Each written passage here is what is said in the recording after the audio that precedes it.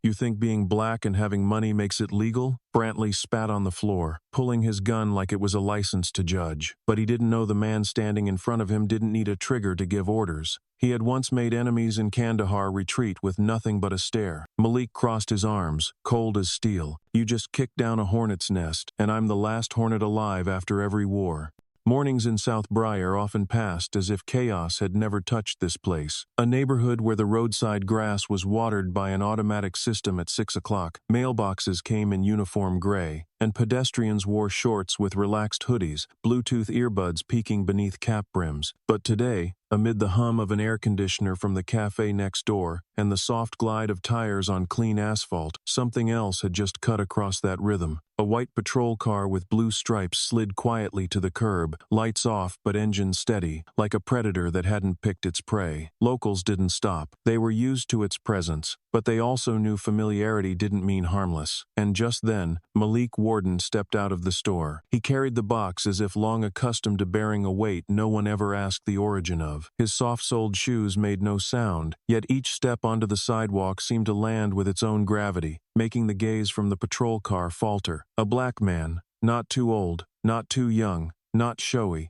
but with a posture that made battlefield patrollers think twice before stepping forward. Nothing about Malik's appearance suggested he was extraordinary, except for the way he showed absolutely no fear. He nodded at the two officers, no bowing, no backing off, no sidestepping, then resumed, setting the box down, wiping his hands on his pants slowly, like brushing off something that had once been battlefield dust, not early morning sweat. Inside the car, Brantley glanced at Kyle. The words came out unfiltered. This guy ain't just selling greens, Kyle. Bet there's something needs checking. It wasn't just a joke. It was a twisted belief, buried deep, that a black man showing up in a quiet, clearly wealthy neighborhood with a spotless storefront was a sign that something was off. Kyle didn't answer, but his eyes landed on the Warden Mart sign. Hand-painted, precise, unflashy. The name was too direct, too blunt, too serious for a grocery store. Brantley opened the car door like stepping onto his own lawn, hand already resting on his holster's snap. He didn't draw, but his eyes swept across the man's body, as if interrogating every scar beneath the skin. Malik didn't move. There was something in the tilt of his head, in the weight of those unraised eyes, that made every threat ready to burst suddenly catch in the speaker's throat. His presence didn't resemble stone because it was hard, but because it made everything around it recalculate its own force of impact. Brantley growled, as if needing to break the silence. See that? Dark skin, looks rich, no pickup truck, definitely running something shady. Malik didn't blink, but in his mind, other sounds were rising. The chop of helicopters slicing through Iraq's night sky, the crackle of a radio reporting ambushes from 3 directions, the gasp of a young soldier seeing blood for the first time, and then all of it faded to make room for this moment, where the enemy wore not a different uniform, but the same one he once did, now used to dig under people's skin. His voice came steady,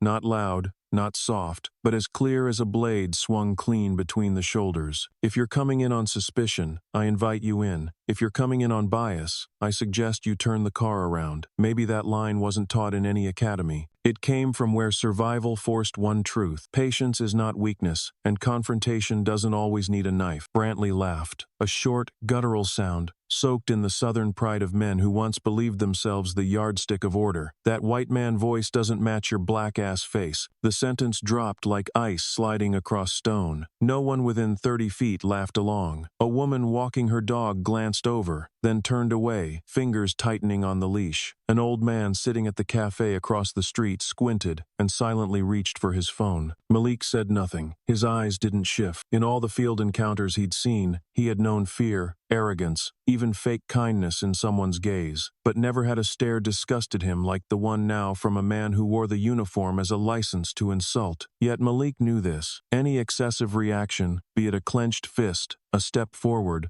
or a smirk at the wrong time, could be turned into an excuse. And he hadn't survived this long just to become someone's excuse. He walked to the store's door and unlocked it. It opened smoothly, revealing a clean, bright interior where every shelf followed its own quiet logic: ginger near lemons, milk near cereal, toilet paper far from food. Everything was neat, ordered, with no space for chaos. Brantley and Kyle followed, but the way Malik let the door swing shut behind them without a word was the most defiant invitation a citizen could give. They thought they were entering to inspect a store, but in truth, they had stepped into the territory of a man whose every move was shaped by 10 years of training, 7 years of combat, and 3 years of learning to stay silent so the world wouldn't see him as a threat. Malik Warden didn't need fists to make someone back off. He just had to stand where he belonged and let the wrong ones walk into the pit of their own arrogance. The air inside Warden Mart was unusually cool, as if the air conditioning wasn't meant to chill but to keep silence in a steady state. Overhead, a round camera rotated slowly, its small red light flickering against the white glow. Malik stood behind the register, one hand resting lightly on the glass counter, a gesture that didn't assert authority but somehow made every movement in the store account for resistance. Glenn, the officer paired on duty, moved in short steps as if surveying unfamiliar terrain. His eyes didn't settle on the products, but on how they were arranged, too neat, too precise, like a logistics base set up by someone who had survived sieges.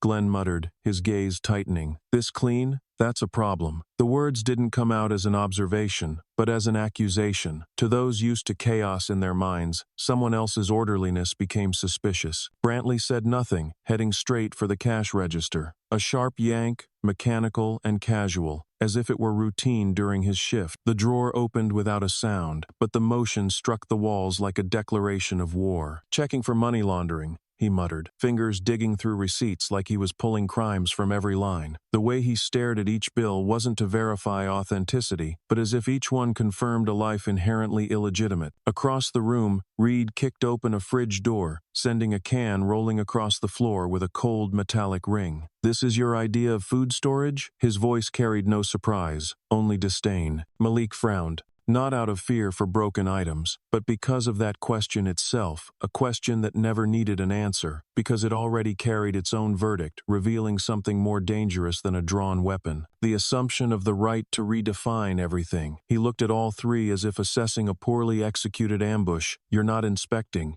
You're robbing. The words didn't come with defiance. They landed like a warning sign planted in a desert cold, still, and legible only to the alert. Glenn spun around, hand tightening on his flashlight. Shut your mouth. We're the law here. The sentence dropped with weight, needing no proof, no warrant, no logic, because it believed in the uniform on his back, as if power came from fabric, not character. Reed stepped in, too close. The space between them shrank to just enough for breath to carry. The plastic scent of a vest, the metallic trace of a barrel, the sting of antiseptic not yet faded, all of it blended into an atmosphere thick with looming violence. Malik's gaze didn't move, didn't retreat. Reed tilted his head, voice hissing through his teeth. Try something, black boy. You'll see bullets don't care about race. The final words slid out like a curse, not aimed at one man but spoken on behalf of a system that assumed itself always right. The ceiling camera kept turning, recording every word, every movement, every time Malik's fingers didn't flinch when pressed close, every time his gaze didn't avoid the hatred staring back. There was no physical violence, but violence wasn't in the action, it was in the presence imposed in the wrong place. Malik knew that. He had seen young soldiers break down because they couldn't understand why the silence of a village carried more pressure than gunfire. Now he understood. Silence was a mirror, and the guilty feared most what reflects without distortion. At the back, a customer stepped in, and then backed out at the sight. The glass door paused for a second before closing slowly, as if reluctant to get between two colliding worlds. Outside, sunlight began to angle across the left side shelf where cereal boxes were stacked. That golden light hit Malik's shoulder like a counterweight to the darkness brought in by 3 uniformed men. No one inside knew it, but that exact moment, Malik standing between dim light and senseless force was being captured by the security camera in full sound, full color, and the full shamelessness of power, and it would become the first piece of evidence, not to accuse, but to reveal the fracture of an entire system. Brantley closed the cash drawer, face blank. Glenn still moved along the aisles,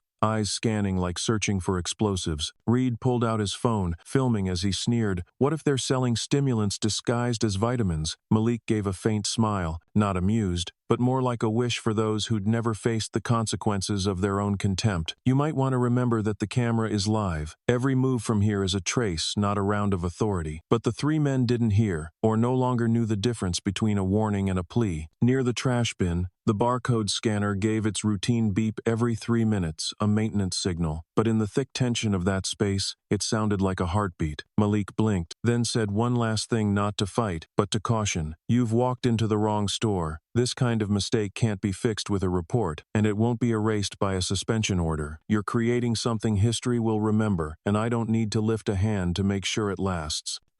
No one answered, but for a split second, all three paused, not out of fear, but because somewhere in that scanner's beep, they felt what the abuser dreads most, a man who fears nothing and doesn't need a weapon to prove it. Warden Mart's lights stayed on, the shelves untouched, the camera still rolling, but in that space, order no longer belonged to the ones with guns. It was shifting, quietly, toward the man behind the counter, with eyes that didn't blink and hands that didn't shake. From the outside, Warden Mart looked like a compact, rectangular storefront, its aisles lined up neatly. But behind the counter, behind a dark curtain casually draped as if by accident to block the view, there was a narrow hallway leading to a steel door, silver, cold, without a handle or visible lock, only a small touch panel waiting for a fingerprint. In that silence, Brantley stepped closer, eyes lowering out of habit like someone trained to face criminals, yet this time the feeling didn't follow. His hand stalled mid-air, then pointed at the panel, voice tight with doubt. A civilian needs military-grade security? The question wasn't aimed at Malik, but seemed more like something he was asking himself, confronting a truth. No training class had prepared him for that sometimes. Civilians weren't just civilians. Reed moved forward, no longer bothering to hide his irritation. The quiet patience Malik had held,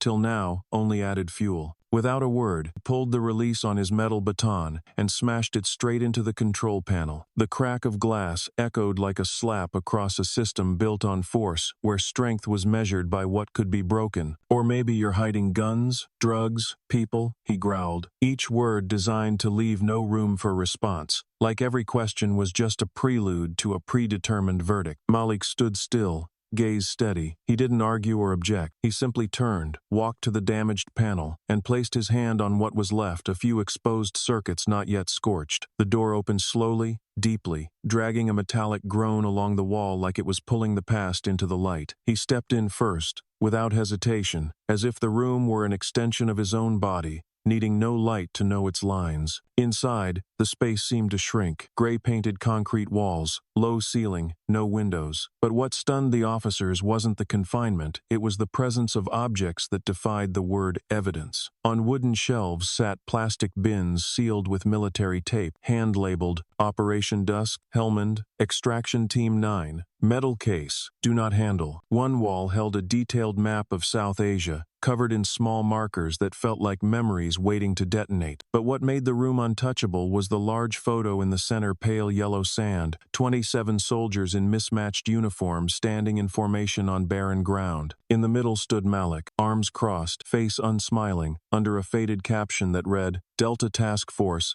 Kandahar Unit. Brantley froze, mouth open but unable to speak. He had seen medals hanging in veterans' homes, had read files on individuals in special operations, but never, not once, had he stood face to face with a survivor from a unit still referred to in internal circles as the unmarked ghosts. Glenn swallowed hard, eyes scanning each storage bin before landing on a tactical helmet resting silently on a steel rack, stitched in 3 places with black thread so precise it drew silence. For a moment, all 3 officers felt they had crossed a line not because it was forbidden, but because they were unworthy. Malik turned around. There was no shouting, no threats, no raised weapon, but each word came out of his mouth low and thunderous, compressed like a storm. You just struck the place that once held the lives of 27 people I commanded. That mistake is beyond the reach of sorry. The words weren't loud, but they erased every inch of distance between speaker and listener. The air in the room seemed to thicken, the ceiling lower, the walls closer. Reed couldn't speak, his hand still holding the phone, but no longer recording. Brantley looked to Glenn, but his partner only stared at the floor, the usual contempt gone from his eyes. Malik stepped toward the photo and laid his hand on the words, Kandahar Unit, as if touching a past pushed to its edge. No one asked a question, but the silence itself confirmed they had stepped not into the wrong room, but into the wrong world. What they thought was a storage space had become a memorial, a living trench, a place that once held the lives of those never mentioned in newspapers but who had survived to protect the very people now pointing weapons at them. In that room, there was no blood, no bodies, no explosions. But what Reed and Brantley felt was no different than standing in a minefield, already triggered, just waiting for ignorance to step forward. Malik said nothing more. He quietly pulled the door shut, sealing the room off from the outside, like closing a gate that should never have been opened. I once led men through places no one returned from, and today, you crossed a line I had to defend with my team's blood. You think you came here to inspect, but really, what you did was reveal you've never understood what justice means. Outside, the store's air conditioner still hummed, customers still browsed the front shelves, unaware that on this ordinary morning, 3 police officers had crashed into a wall. No badge or bullet could pass through a wall built not from steel, from loyalty, silence, and the names left buried in the sand. And Malik, the grocer who never offered discounts, had proven that some rooms, once entered, won't let you leave as the same person you were before. The store's front door swung open, letting midday light spill across the gray tile floor in scattered sunstreaks. Outside stood an elderly woman with silver hair, her back slightly hunched, left hand gripping an old wooden cane, right hand trembling as it held a phone. It was May Lynette, a regular customer since Malik first opened Warden Mart. She had never been one to use social media, even less the type to get involved in others' business. But what she had just heard echoing from inside made her heart sink by instinct, a young man shouting, objects breaking, and most unmistakably, the sound of a gun being cocked, just enough to trigger a gut reaction. Record it. She turned on the live stream, tucking the phone beneath the floral scarf draped loosely over her cart handle. She didn't know if anyone would watch, or if it would help, but she knew one thing: if she didn't do it, no one would believe what had happened in a place everyone thought was safe. Inside, Reed had drawn his gun. The muzzle didn't point directly but hovered in the air like a threat that needed no excuse. His voice pushed out in a low growl. We've discovered something illegal. The words weren't aimed at anything specific, more like a blind swing at the black man standing still behind the counter, not raising his hands, not reaching for a weapon, not stepping back, just arms folded, watching. Malik didn't respond immediately. He let a few seconds pass, as if allowing the weight of silence to settle like steel across the room. Then he spoke, voice low but sharp, like a blade running down the spine of every man still standing there. The only illegal thing in here is unchecked power. It wasn't aimed at any one of them, but it landed directly on the trembling gun in Reed's hand, and squarely on the system that had placed it there. Reed took a step forward, clearly shaken by the calm he couldn't break. No one dropped to their knees. No one cried. No one begged. Just a steady stare and a voice that made his fury feel misplaced. "Who the hell are you?" he barked, pointing toward the back room they had just searched. "Where'd you steal all that from? Answer me." But Malik didn't rush. He stepped lightly to the side, arms still crossed, just as he once stood giving orders in a desert littered with stray bullets. Eyes now locked onto a police officer trembling inside the very uniform meant to project control. "I'm the kind of man who used to raise an eyebrow and send 4 men like you begging for ammo just to get home." He didn't shout, but each word hit like a round straight through the pride Reed, Glenn, and Brantley had never seen questioned. Reed faltered. That wasn't a defense. It sounded like a summons from another tier of authority, the kind that didn't need a badge, didn't need a weapon, didn't need anyone applauding behind it. Brantley turned away, unwilling to meet the moment. Glenn stayed still, brow furrowed, trying to work out how a man who sold milk and canned goods could make 3 armed officers feel like they were standing in front of a sentence waiting to be read. Outside, the live stream kept running, though Mrs. May had no idea. Her video was already being shared in a small community group for seniors in the same city, all because a grandchild happened to be online and saw the handwritten caption, "Something's not right at Warden's," and now, more than 40 people were watching that shaky handheld video, including an office worker on lunch break, a student reviewing for exams, and an intern journalist still searching for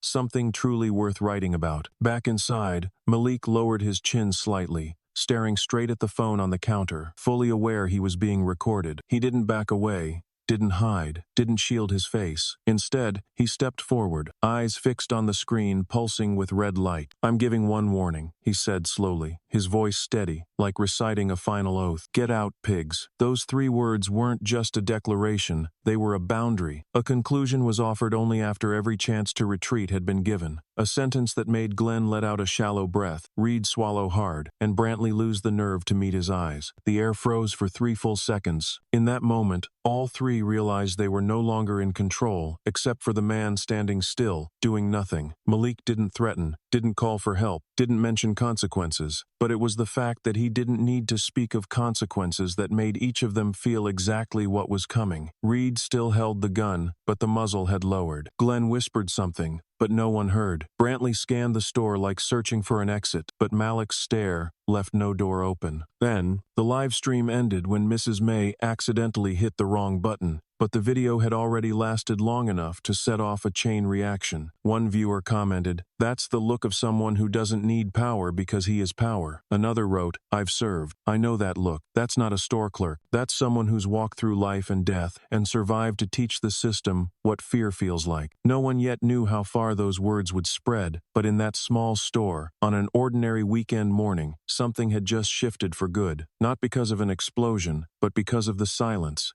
The house across from Warden Mart had a small balcony, crowded with wilted potted plants and a faded fabric hammock bleached by the April sun. On it sat a boy named Theo, legs folded, phone in hand, aimed at the street below where 4 police officers had surrounded the man he once called Mr. Malik, the candy guy who talks like a war movie. The TikTok clip started just as Malik placed a small box on the wooden counter inside the store, its lid opening slightly to reveal a blackened metal badge faintly etched with the words Delta Force, U.S. Army Command. Theo zoomed in and mumbled under his breath, "He's a soldier, a real one." The phone in his hand vibrated lightly, not from notifications, but from sweat now forming in his palm as if Theo himself could feel something larger unfolding. In the frame, Malik stood motionless, arms crossed, like a bronze pillar in a storm forming from the rising shouts of officers. Reed stepped forward, boots hitting the floor like they would shatter the silence, but it was Malik's voice that stopped everything cold. "I don't need a weapon to make your hands shake," he said, eyes steady. "I've made enemies drop their guns with just a look." It wasn't a threat. It was a fact pulled the entire room off balance. Reed looked to Brantley, then back at Malik, his tongue caught in the air. Brantley stepped back half a pace, his confidence gone. Glenn, closest to the door, turned pale, lips stammering. "That's Delta? You dragged us in to confront a commander?" No one answered. The silence blanketing them was louder than any shout. And up on the balcony, Theo forgot he was recording TikTok, eyes glued to the screen. His hand trembled as he stopped the video, then almost instinctively switched to live stream mode. The signal went live, viewer numbers ticking up fast as people poured in. Malik hadn't moved. He stepped slowly toward Reed, gaze locked, voice cold and level like a slice of steel. "If I weren't me today, would you have buried the body and made up a reason?" No one laughed, no one spoke. Reed gripped his gun but didn't lift it. Malik's stare had already stopped him, a warning from the edge of something far deeper. Not a weapon, but history, the kind that had swallowed men far stronger than him. On the other side of the screen, Theo's live stream drew thousands of viewers in less than 15 minutes. Comments began flooding in at dizzying speed. "Who is he? What the hell is going on? Cops shaking in front of an unarmed man. Was that a Delta badge? Can anyone verify?" A user named Shadow Soldier replied with a grainy old photo. Malik in uniform, standing in a desert, 5 other soldiers behind him with fists raised. The caption was simple: Kandahar, 2010, the man who kept us alive till morning. This fording. In the minutes that followed, fragmented stories about Malik began resurfacing from old military forums, slowly piecing together a portrait of a man once praised by the government but never publicly acknowledged. And now, he stood face to face with those who believed they had the authority to command him. Inside Warden Mart, the temperature seemed to drop a few degrees, even though the air conditioning was off. Glenn gripped his cap, his eyes retreating like a child caught in the act. Reed forced out a mocking laugh, but it came out dry, stuck somewhere in his throat. Brantley collapsed into a nearby chair, color drained from his face, breathing hard like he'd just run through a nightmare. Malik still hadn't pulled out a phone, hadn't called for help, hadn't invoked the law. He simply stood there, silent like a crack in old stone, letting that silence do its work. Every word,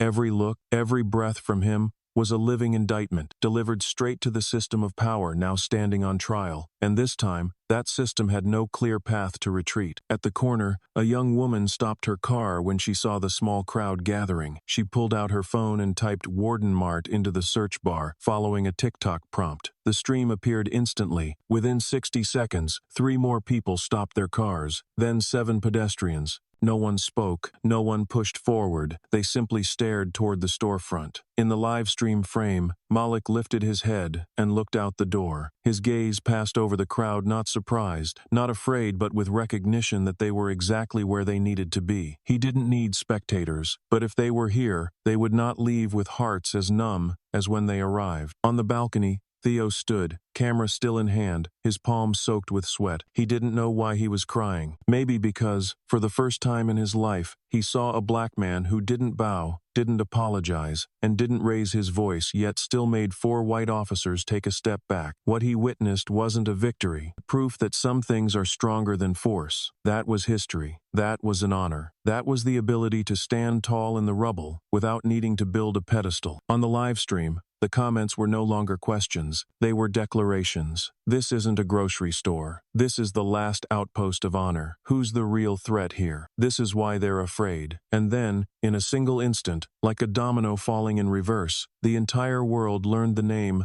Malik Warden, not through gunfire, not through riots, but through a single stare that made the armed rethink who they were. The neighbor boy never knew TikTok could record history, but today, he was live streaming it, and the world was watching every second of the truth unfold. Kacey Lawrence, a third-year criminal law student at Howard University, sat curled up on a cushioned chair in her small dorm room next to the library. On the laptop screen in front of her, the live stream recorded by an elderly woman played again, a clip under 3 minutes, yet explosive in every frame. Kacey didn't know the man named Malik Warden, but she had watched the video 7 times in the past hour, and every time, she felt a chill at the moment he stepped slowly toward the camera, arms folded, and said each word clearly, "Get out, pigs." She rewound the footage, pausing on the moment Reed drew his gun. Brantley shouted. Glenn kicked an empty fridge, then fast-forwarded to where Malik placed the old military badge on the counter. The room around her felt frozen, as if afraid to interrupt something that was about to ignite. Kacey whispered, "This goes far beyond any standard legal framework. This isn't a routine check. This is an armed robbery legalized by a police badge." Her fingers flew across the keyboard as she typed the caption, "Cops rob a store, then realize they picked the wrong Special Forces vet." She hit the post. No edits.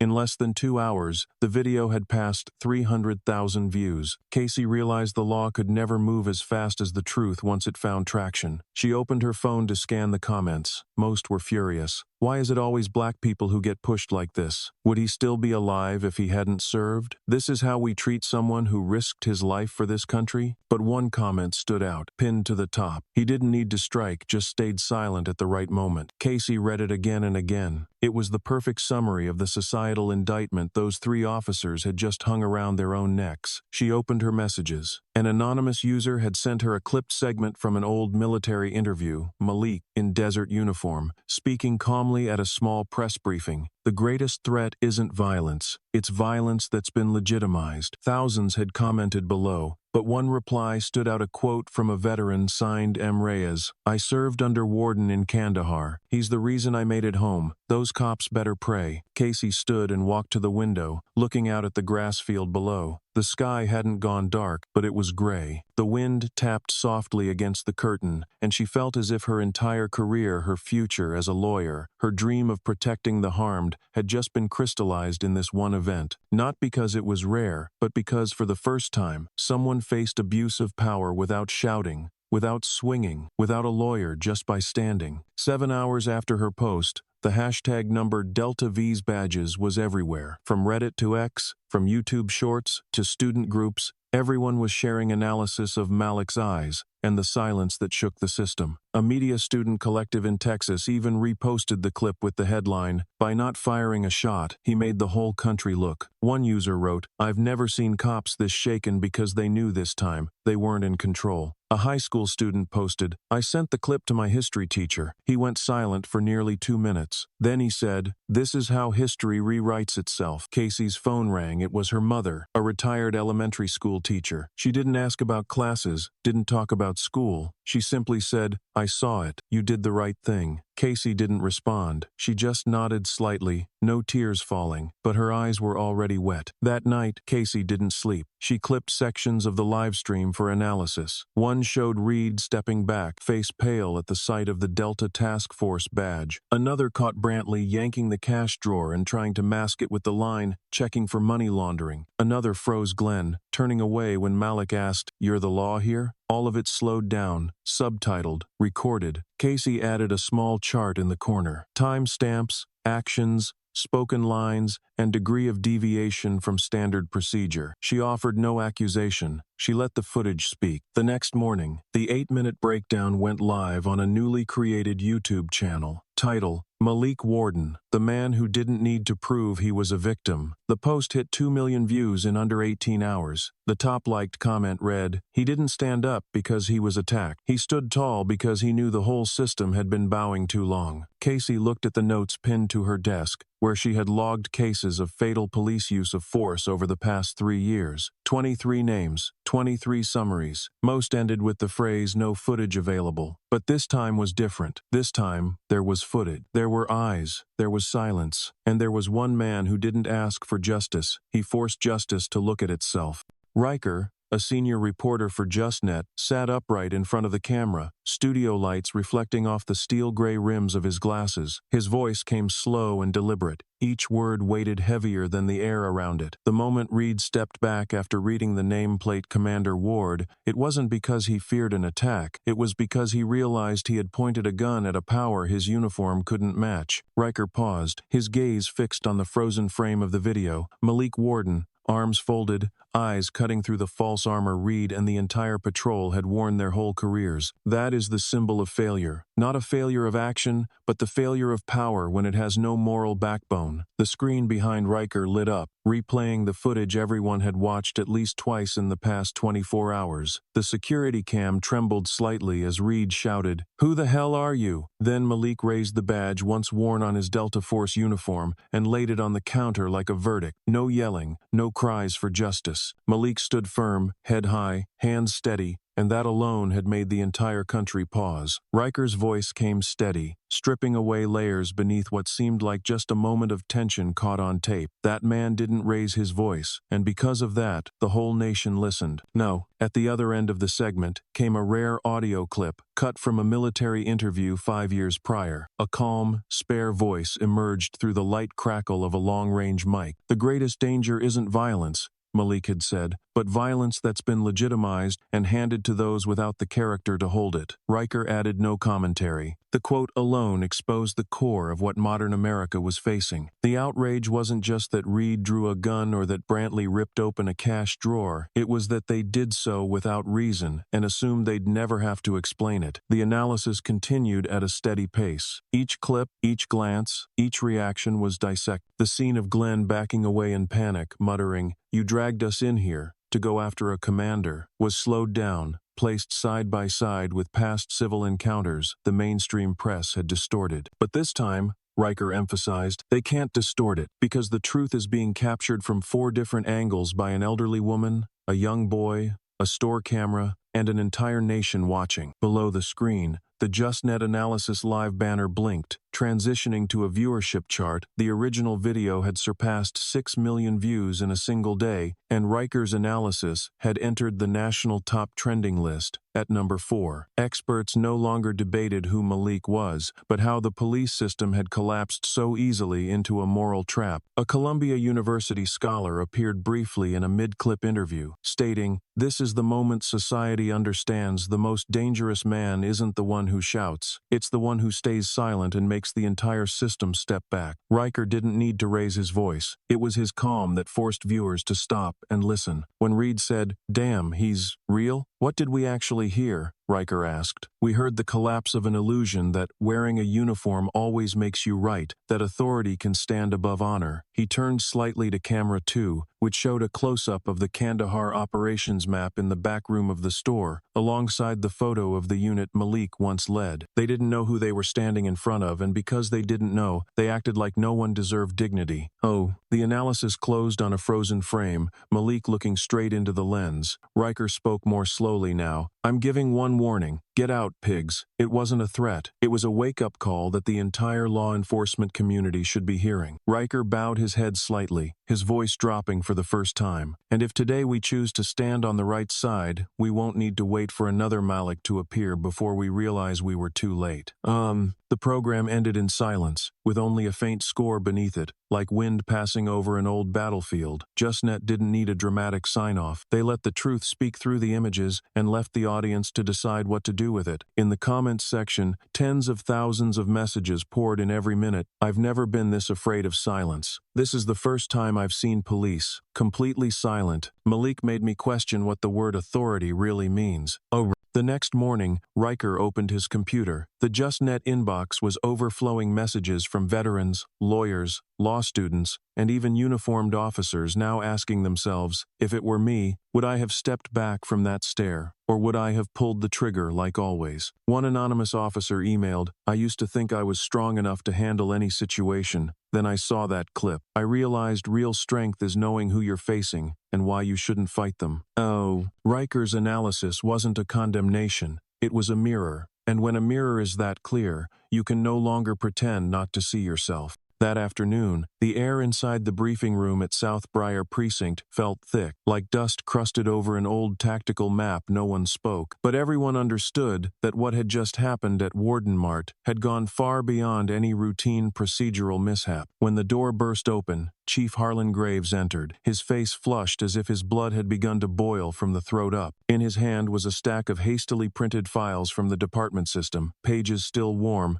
ink still reeking of fury. He slammed the stack down on the table, the sound making everyone in the room flinch. You touched Delta Force? His voice hissed through clenched teeth, low but sharp enough to tighten skin. Brantley tried to steady himself, but sweat glistened on his brow. We didn't know. He wasn't wearing a badge. The store looked normal. No military signs, he stammered. The chief stared at him without blinking. No signs? The only sign I see is the three names that caused this shitstorm: Brantley, Glenn, Reed. That's your damn warning label right there. Glenn, still shaken by Malik's stare, spoke like he was watching the memory in real time. I've been to Syria. I know that type. His eyes don't need a weapon, he commands with silence. I've never seen someone stand in front of 3 guns and still make me feel like I was the one breaking the law. His words fell into the room unanswered. No one dared contradict him. Reed remained silent, his arm twitching under the uniform sleeve, caught somewhere between resistance and panic. Once the loudest voice in the store, he now stared at the tile floor as if hoping it would crack open and swallow him whole. The smallest noises, pen taps, chair legs shifting, the creak of the ceiling fan began to amplify the collapse hanging in the room. No one looked tough anymore. Another officer stepped in, holding a wrinkled fax directly from the Department of Defense. The bold title read like a verdict: immediate suspension request for South Briar Patrol Unit pending full investigation regarding incident involving former Special Forces officer Malik Warden. He said nothing, just laid it on the table and stepped back, as if the document itself might infect the room. The chief picked it up, glanced once,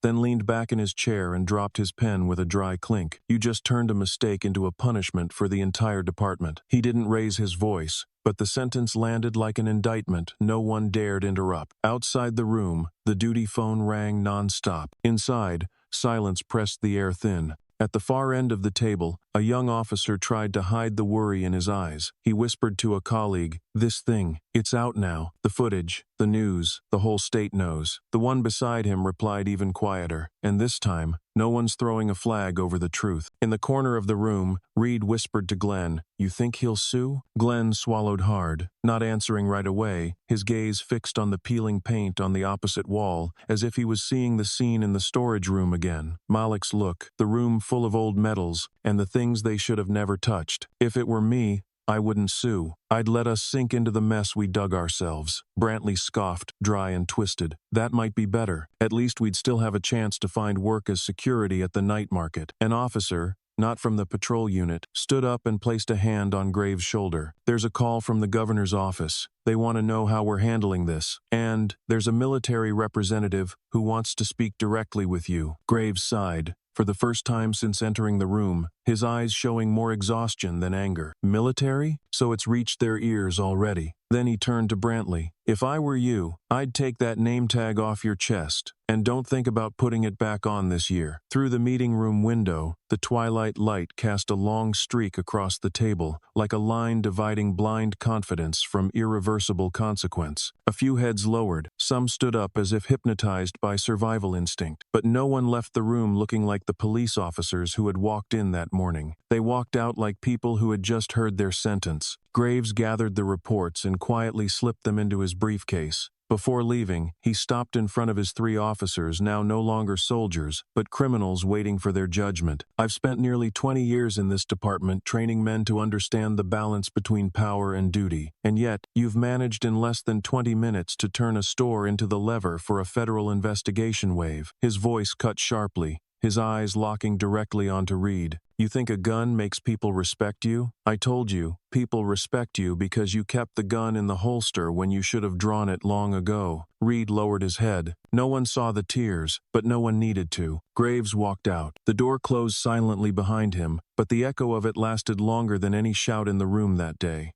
In the room flooded with fluorescent light and the rapid clicking of keyboards, veteran journalist Ellison carefully flipped through the military files, just faxed over from the Department of Defense office. The old photograph, edges slightly singed, showed a group of Delta soldiers standing in the middle of the Kandahar desert, their faces tight with tension. In the center, Malik Warden didn't look at the camera. He looked off into another direction where the enemy could appear at any moment. Ellison paused at the Fallujah campaign section. Warden was the only surviving team leader, having rescued the entire unit after the operation map had been scrambled. A handwritten note in the file read, "Honored anonymously at his personal request, withdrew from the battlefield 3 years ago for refusing to engage in militarized civil operations." Ellison's eyes lingered on that line for a long moment, then he muttered, "And today, the man who refused to carry a gun is being aimed at by one worn by a civilian in uniform." The editor-in-chief, a Latina woman named Rafaela, entered, holding a summary of recent misidentifications, and slammed it onto the table. "The 4th case this year, but this is the first time the victim didn't need to fight back." She pointed at the video running on the large screen, Reed holding a gun close to Malik's face, while Malik stood with arms crossed, his gaze unwavering. No shouting, no screaming, no grandstanding, just the calm of someone who had heard gunshots too close but still kept a steady breath. "They call him a veteran," Rafaela said, "but I think he's never stopped fighting, just shifted the battlefield from sand to concrete." A young reporter spoke up. "Do you think that's why the police backed off?" Rafaela answered immediately. "They didn't back down because they feared a man. They backed down because, for the first time, they saw their own uniform reflected as an enemy they couldn't control." An emergency meeting was called. On the screen, a viral analysis of the clip from TikTok and JustNet showed Commander Warden as a top 3 search term, an article about the Fallujah campaign on the homepage of 3 military papers, and hundreds of comments from veterans, scholars, and civilians. Ellison stood, the file, and walked into the hallway, stopping by the photo of journalists who had been shot for telling the truth. He sighed and whispered, "Some battles don't need blood, but they need someone quiet enough to make sure the gunshots are never fired." When he returned, Rafaela had already typed up the headline for tomorrow's news. "Malik Warden,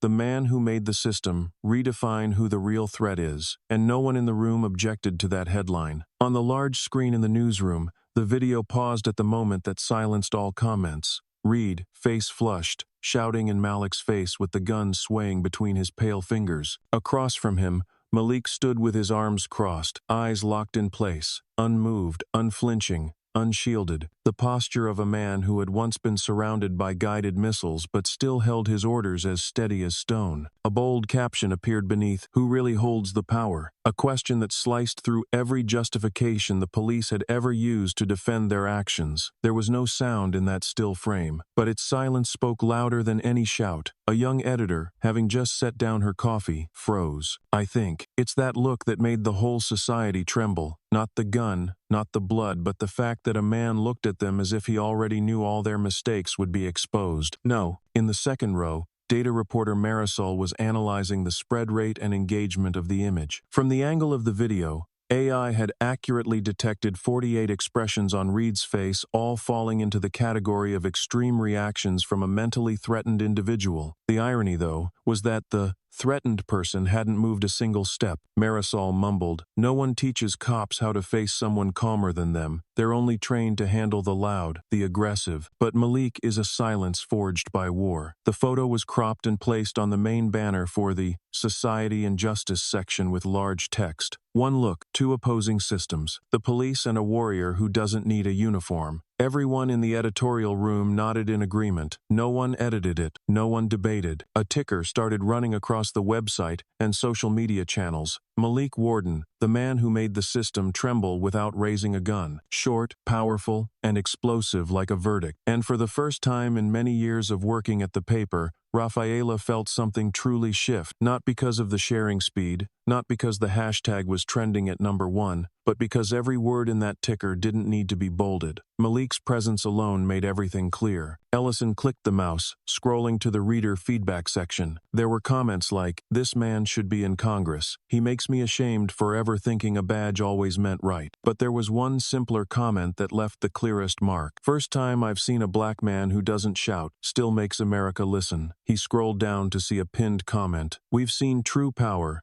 not in the belt, but in the discipline within." Rafaela stood up, instructing the technical team to push that headline to the top of the page. She turned to Marisol. "Pin both images. One is Reed shouting. The other is Malik standing still. Let the readers choose who holds the power." Outside the meeting room, the internal bulletin board displayed a new poster, an excerpt from the morning print edition, a monochrome image of Malik standing in front of the store, the broken merchandise behind him, and the gun still pointed at the ground. The small caption beneath read, "Honor doesn't require raising a gun. Just stand still and let the system peel off its mask." A logistics staff member stopped to read, then walked away, nodding lightly, as if something had just been validated that they'd always believed but never spoken aloud. On social media, someone had paired an image of Malik standing between three officers with a picture of him leading his Delta team back from the Fallujah campaign. The similarity in angle, posture, unwavering gaze, and the fear in the eyes of those facing him spoke volumes. He didn't need a gun to create pressure. He only needed to exist, and society, this time, had seen it. Against the white backdrop of the old lecture hall, where the oakwood arch reflected the deep echo of contemplation, Father Henrius, who had been detained for protecting black citizens during the 1967 crackdowns, stood at the center of the room, one hand holding the microphone, the other pointing a remote at the screen displaying the moment Malik faced the gun. The room was silent. Ento One breathed too loudly. The words, "Get out, pigs," appeared, paired with the unshakable gaze, and just as they ended, Henrius paused the clip and spoke slowly. "That wasn't a curse. That was a warning from someone who once commanded life and death, but chose to step back and let justice move forward." He placed the remote down, looked around the room, and continued, "I've seen hundreds scream in desperation, but I've never seen anyone make the entire system step back with just one sentence." "Oh," a student raised their hand. "Father, what made them so afraid? Didn't Mr. Malik ever threaten them with action?" Henrius smiled faintly, his gaze not one of contempt but of sorrow. "It's because he didn't threaten that they were scared. In history,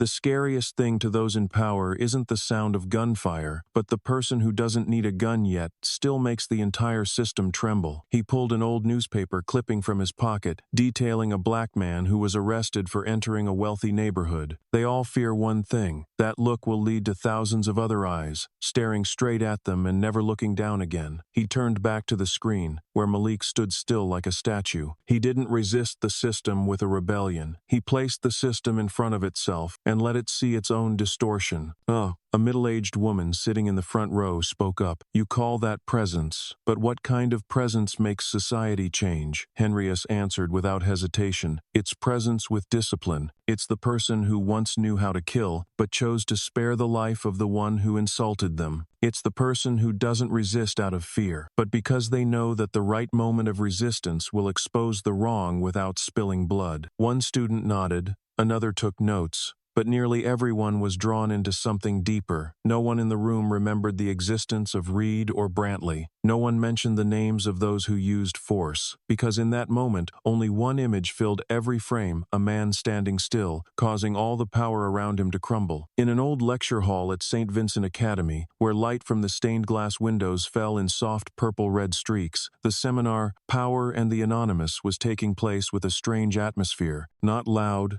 not chaotic, but compressed. At the podium stood Father Henrius, a man who had lived through many social reforms before retiring, his face marked with wrinkles not from age, but from the times he had to remain silent in the face of injustice, unable to act. His voice was deep, yet each word felt sharpened by experience as he played the live stream clip showing Malik Warden looking directly at the camera and saying, "Get out, pigs." No one in the room laughed, no one raised an eyebrow at the words. It was the way Malik stood there, arms crossed, firm as a pillar amidst the chaos, that made the word warning truly meaningful. The priest didn't analyze the words much. He simply said one sentence. He didn't curse, he warned. In a room full of scholars, it felt like a strike without raising his voice. Father Henrius moved to the next slide. It was the image of Malik standing alone between three officers shouting, yet his face remained unfazed. In history, he said slowly, the oppressor's greatest fear is not the one who resists with violence, but the one who resists with a presence that makes them lose control. He shared a few stories from the civil rights struggle, then looked directly at the front row, where young students were taking notes but were also struggling to process a feeling hard to name: anger, admiration, and unease. Because Malik's story left no safe ground for the observer, it didn't allow anyone to remain on the outside. One student raised their hand, voice trembling with emotion and doubt. Why are the police so afraid? He didn't threaten. He didn't fight back. Father Henrius didn't answer immediately. He stood still for a moment, as if choosing the right words to sharpen his response. Then he said, "Because they see in front of them the face of true justice, and they cannot fight what is right." His words made the air in the room slow down like a photo being frozen. He continued, "Power doesn't fear gunshots. It fears the silence of someone who knows how to pull the trigger, but chooses to let go, because at that moment, all the reasons to legitimize violence turn into lies." As the seminar concluded, the sun had already begun to set, casting longer rays through the dusty streaks on the window panes in the hallway. The sound of footsteps echoed, but voices were unusually quiet, as if everyone was careful with the reverberations of what they had just heard. A group of law students whispered to each other, asking questions they hadn't yet written down. What would have happened if there were no video? If it had been someone who hadn't been in Delta, would they have backed off? And if it were me, would I have dared to stand still like he did? In a corner by the wall, where leftover posters were stacked, a young boy, accompanying his father, a veteran guest speaker, stopped, pointed at the image of Malik, standing with his arms crossed in the store, and quietly said, "I think I know what a hero looks like." The father didn't answer immediately. He gently ran his hand through his son's hair, then silently stared at the image, his gaze lingering with something deep, as if, in that moment, he was seeing his old comrades again, or seeing a version of himself who hadn't dared to raise his head on some long-forgotten day. At the far end of the hallway, where a small feedback table was placed next to a diagonally hung picture frame, people began to leave their comments, most of them short and sharp. "I used to think justice was a declaration, but now, I know it's the way a person stands still without asking permission." One middle-aged woman wrote, "He didn't need to take revenge. He made an entire system look at itself." Someone posted a sticky note shaped like a bullet, but inside, it just had one line. "A bullet will never be as dangerous as the look from a man who saved his team with nothing but calm." As the evening went on, more people lingered, not to take souvenir photos or ask for the speaker's autograph, but simply to quietly sit in the empty rows, their eyes still fixed on the screen where the final image of Malik remained, an unshaken expression, arms crossed, a space filled with distorted signals, yet his gaze as clear as a cold blade cutting into the roots of a society accustomed to privilege, but unaccustomed to facing the truth. That day, no one spoke about the legal system anymore. They spoke about the human being, and throughout the long hallway, echoing from those who had just left the seminar, was something very unusual. The silence wasn't left behind, followed each person, forcing them to live with it. Malik Warden didn't make a speech, but the moment he said, "Get out, pigs," with the calm of someone who had once led his troops through a battlefield, every argument, every theory about power had to step down a level, because for the first time, power was forced to remain silent in front of a man who had become familiar with death but chose to stand for life. The fourth-floor meeting room of the Internal Affairs Committee headquarters was paneled in dark walnut wood, the surface of the large table covered with glass so smooth it reflected every bead of sweat forming on the foreheads of the summoned officers. Reed, Brantley, and Glenn sat across from three representatives from OPS, the Office of Professional Standards. Each chair was spaced evenly, and no one was friendly with anyone. The overhead lights were harsh, casting down on the noses of each person, highlighting even the quiet, hurried breaths. A screen flickered to life in the center of the table, and the OPS lead, a small silver-haired woman with a blunt bob, spoke flatly. I will now play a clip from the security camera footage at Warden Mart, 9:04 a.m. The footage appeared. Reed kicked the refrigerator door, Brantley yanked the cash drawer, and Glenn walked past without objection. Everything fell into place: attitudes, actions, and the level of initiative from each person. The video paused at the exact moment Reed drew his gun, while the store owner made no move to resist. The OPS lead looked up, her voice sharper. This is the kick to the refrigerator door without a search warrant. Explain. I'm sick. Brantley cleared his throat, his voice initially firm, but quickly falling like a stone hitting tile. I felt something was off. The store was too clean. The biometric locking system, the defiant attitude. I needed to verify. The woman nodded, but her gaze didn't change. What was off? Did you see something off in his skin color? Or in the business model? Brantley was silenced. He tried to glance at Reed as if seeking an ally, but Reed avoided his eyes, and Glenn clenched his hand on his thigh, sweat beading along the collar of his shirt. The OPS continued. The system shows no emergency request from any devices at the scene. No shouting, no physical altercation, no criminal allegations. You three entered a private establishment, without a warrant, without a suspect, just prejudice. And when you didn't find a criminal, you tried to make a former Special Forces member your target. No one answered. The ticking of the clock on the wall seemed to stretch each second intentionally. Every answer was already written in the avoidance of eyes, in the rigid posture, and in the silent denial that didn't need words. OPS closed the laptop. No one dared look directly at the fading screen where what reflected wasn't the image of an inspection, but the unmistakable trace of the worst kind of ambush. Attacking a man who once represented the survival of many elite units, all because something felt off. The three uniformed police officers entered the meeting room, cold with glass and polished wood,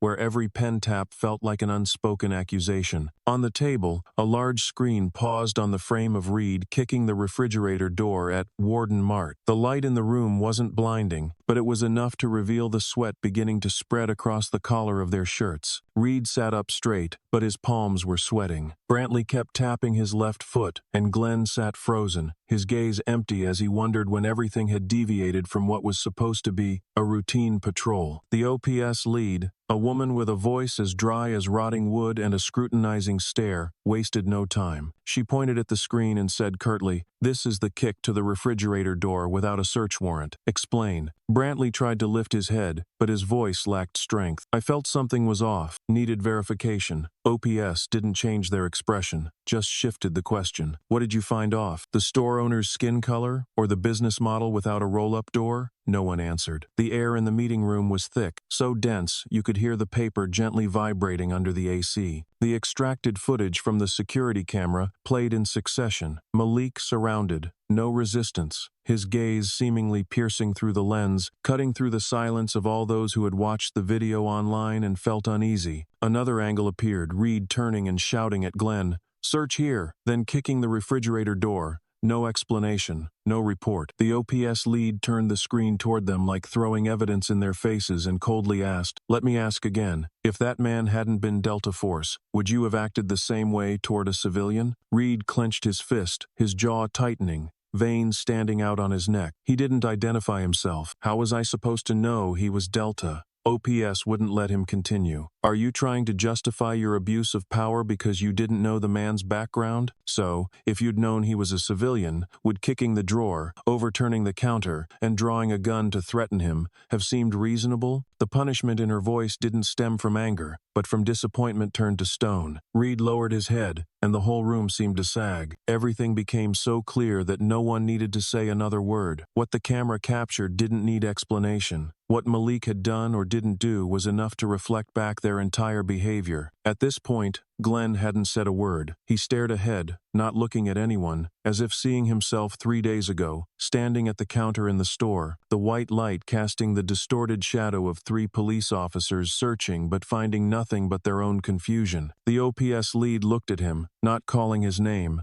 not probing. It was a look of expectation, and Glenn understood. He pulled a piece of paper from his pocket, his hand shaking slightly. "I'll sign." His voice was hoarse. "I followed orders. I didn't think." His silence would be the evidence against all of us. The paper was placed on the table lightly, like a period. But in the room, it sounded like an explosion. The others remained silent, including OPS. She simply nodded, as if the rest had spoken for them. Outside the glass door, the sky was still bright, but no one looked out. Each person in the room was now forced to look at something else. The image of a man standing still between 3 gun barrels without raising a hand. Malik Warden's presence in that video wasn't meant to assert who was right or wrong. It was like a mirror, reflecting back what they had once considered normal. And now, in front of OPS, amidst the documents and surveillance videos, the only abnormality was the reason they had never questioned it before. The courtroom was brightly lit from early morning, with seats for the public filled by people silently listening, no one talking, no one glancing at their phones. The atmosphere seemed compressed by the very weight of the presence that the black man brought into the room. Malik Warden entered, not walking alongside his lawyer, not carrying a stack of paperwork or the usual entourage seen in high-profile cases. In his hands, he held only a worn printout, a list of medals, and a letter of confirmation from the Department of Defense. The handwriting slightly faded, the paper crinkled from repeated removal and storage. He wasn't dressed unusually, not in any extravagant way, but the calmness in his gaze made the room, normally full of power, lose its initiative. The jury's chairs were quieter than ever. Federal officials, who normally handled dozens of cases, today didn't tap pens or glance at their watches. When the gavel sounded, the judge, silver-haired, with a stern face, once famous for cold rulings, sat up straight. He looked directly at Malik, without needing any documents, without asking about damages. His voice rang out slowly, "Mr. Warden, what do you seek in this trial?" Malik stood, his voice gentle as a breath, but each word sharp as a blade cutting through the silence. "I request to be recorded, not for me, but for all those who may find themselves in the position I once stood in. No one should face the barrel of a gun just because their face doesn't fit the image of the person checking them. I once believed in that uniform. I once protected the lives of those who wore it. But then I had to stand still, in the gaze of suspicion, and see my own silence interpreted as guilt." The courtroom remained silent, not because of a lack of reaction, but because every reaction had been suffocated in the throat. The jury did not take notes. They looked at him, not as a plaintiff, but as witnesses to a final test of the definition of honor and power. Malik didn't cry, nor did he show anger. He only held up the old letter, then folded it, placing it gently on the wooden table, the soft sound like a tap on a conscience long buried beneath procedure. The judge looked at him for a long while, then placed his hand on the record, his voice lowered but still clear. "This testimony will be recorded, not because you are a veteran, but because no one has the right to make an ordinary person justify standing still." Malik nodded slightly. The gazes that followed him no longer held curiosity, but recognition, like a silent declaration that from now on, no one could say they didn't know. No one could say, "I didn't see." No one could say, "No one ever stood up," because Malik stood, right in the heart of power, and didn't waver. The atmosphere in the courtroom settled when Malik's words ended, leaving a long silence, as if even the invisible cracks between the rows of seats were trembling under the weight of every word he had spoken. On the other side, the lawyer representing the South Briar Patrol stood up, his hurried stance betraying the feeling of being pushed back from the familiar position of dominance. He cleared his throat, quickly glancing at his file, preparing to launch into a familiar rebuttal that the situation was being exaggerated, that there was no objective evidence to turn a procedural error into a blow to the entire system. But before he could say anything, a chair behind him shifted slightly. An elderly woman stood up. She was small, with silver hair, holding an old phone, but the screen was still lit. She was the one who had quietly live-streamed in the grocery store that morning. Without waiting to be invited, she walked to the front, her voice not loud but each word clear, sharper than anger. "I'm the one who filmed the video. I was there. I didn't edit it. I didn't make anything up. I've lived long enough to know the difference between a man who is threatening and a man who is being threatened." The entire courtroom seemed to be pulled back to that first moment when the video went viral, not because of the dramatic scene, but because of the the image of a man standing with arms crossed amidst the circle of power and not taking a single step back. The judge leaned forward, his gaze resting on the elderly woman, then shifting to the phone she held in her hand. No one asked to replay the video, but the memory of millions of views was enough for the clip to remain vivid in the minds of everyone present. Malik still stood there, motionless, his eyes like a barrier to any further intrusion.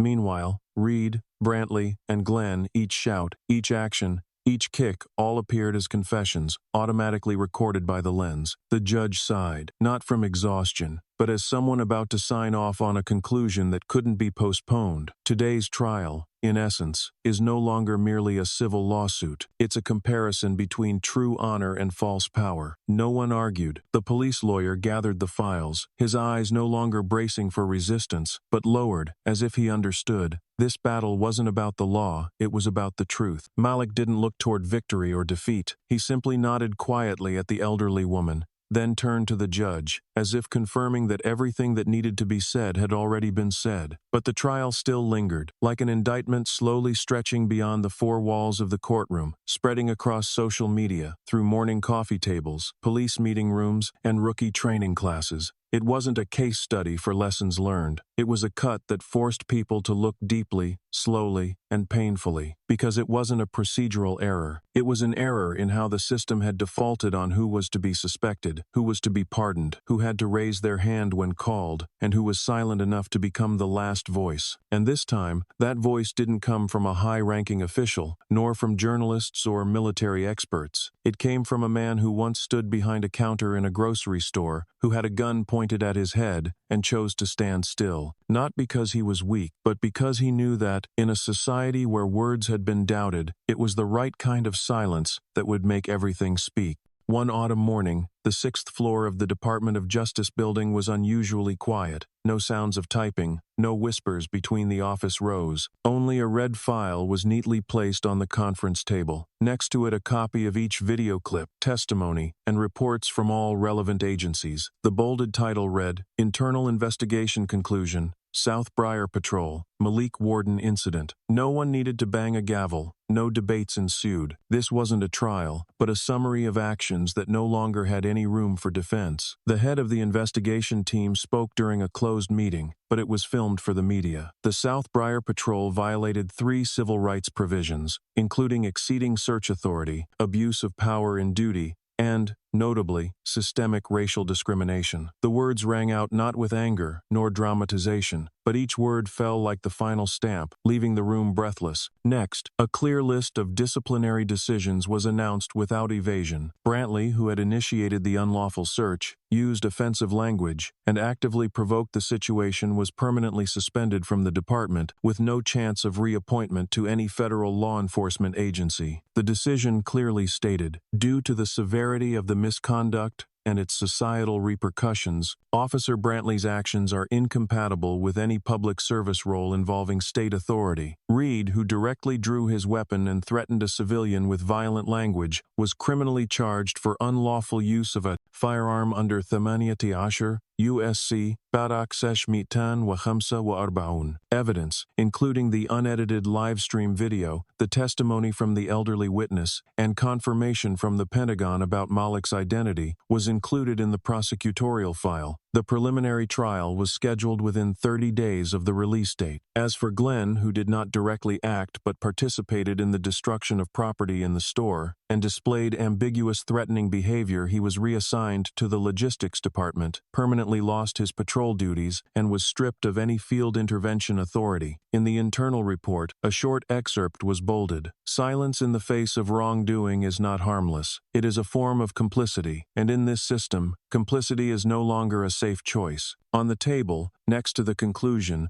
was a large printed photo, Malik Warden standing with arms crossed, not holding a sign, not carrying a gun, only his gaze cold as steel amidst a police encirclement. At the bottom was a single line, chosen as the message for the entire force across the nation. Not everyone needs to shout to become a threat. Some only need to look, and the system reveals its true nature. The conclusion closed, but its aftershocks began to spread. No one in the department could consider it an isolated incident anymore, because this time, the one who was threatened remained silent at the right moment, and the entire system heard it. After the verdict was announced, the entire building seemed to be in shock. The atmosphere in the meeting room wasn't tense like in a debate, but heavy, like a moment of self-reflection. A young officer, tall and slim, part of the new generation recently appointed, suddenly spoke up in the room that had been mostly quiet. He didn't yell, he didn't shake, but clearly, his voice carried the frustration of someone standing on the edge between ideals and reality. We are paying the price for the habit of abusing power. Not just Reed, not just Brantley, but all of us, for letting it happen repeatedly until it became instinct. The room fell silent. A few pairs of eyes turned toward him, not to blame him, but because they had thought the same thing but didn't have the courage to say it. The head of the Internal Affairs Department, seasoned and experienced, didn't respond immediately or avoid it. He looked directly at the young officer and nodded, slowly but firmly. No, we're not paying for abuse of power. We're cleaning up the consequences of silence for too long. Oh, his words shattered like a bell in the minds of those who still believed that misconduct happened elsewhere, with someone else, not within the system they belonged to. A system that had grown used to not asking questions, that had used the reason of precaution to hide biased judgments, and for too long, no one had stopped to ask, who do we treat like criminals just because they look like criminals? Before the atmosphere had even begun to settle,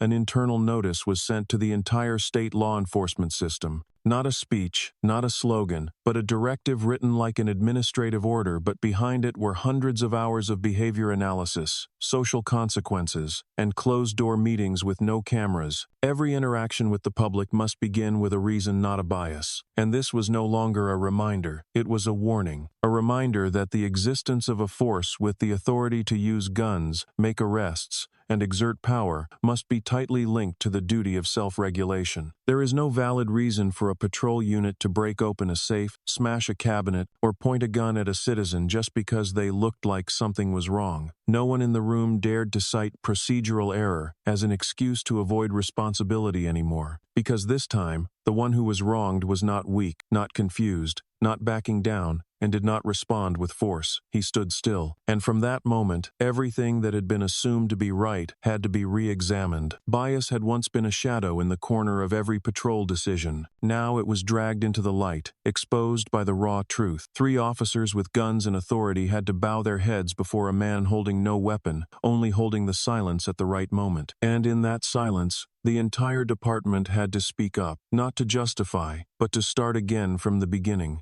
The 7th floor classroom of the law faculty was packed that afternoon, even though it was midterm season, when students would typically retreat to the library or larger lecture halls to study. But today, everyone in the faculty knew that Kacey Hill's thesis defense wouldn't be like a typical presentation. Kacey, a final-year student on a federal scholarship, had won multiple debate competition prizes, but her real fame came from an action she never anticipated. She was the first to edit and present the Malik Warden livestream in a legal framework. The video, originally a shaky livestream from an elderly woman, had become the first out-of-system evidence cited in a series of hearings. And now, that video was the centerpiece of her thesis for the Defense Committee. Livestream, out-of-system evidence, and the civilized counterattack of the oppressed. The room dimmed, and the light only shone on the first slide. Beneath the background image was a quote, heavy with context. The law cannot only reside on paper. The law must be witnessed. Kacey's face illuminated under the soft light, but her voice was steady, each word carefully chosen as if she wasn't speaking but carving each phrase into a system long familiar with stagnation. She began by restating the issue. Why does a shaky, handheld live stream from an outsider carry more weight than dozens of pages of internal reports? Why does a man who doesn't raise a gun, doesn't resist, and doesn't shout make an entire industry pause? These questions weren't to find answers, but to unlock a different door in legal thought where citizen cameras, straightforward language, and an unyielding presence become living evidence. She clicked to the second slide. The screen displayed the moment. Malik standing firm before 3 armed officers, his gaze unwavering. In his hand, he held a worn piece of paper, a copy of a commendation letter from the Department of Defense, with a small sign behind him reading, Delta Task Force, Kandahar Unit. Kacey didn't comment immediately. She let the image linger for a few seconds, allowing everyone to see that sometimes silence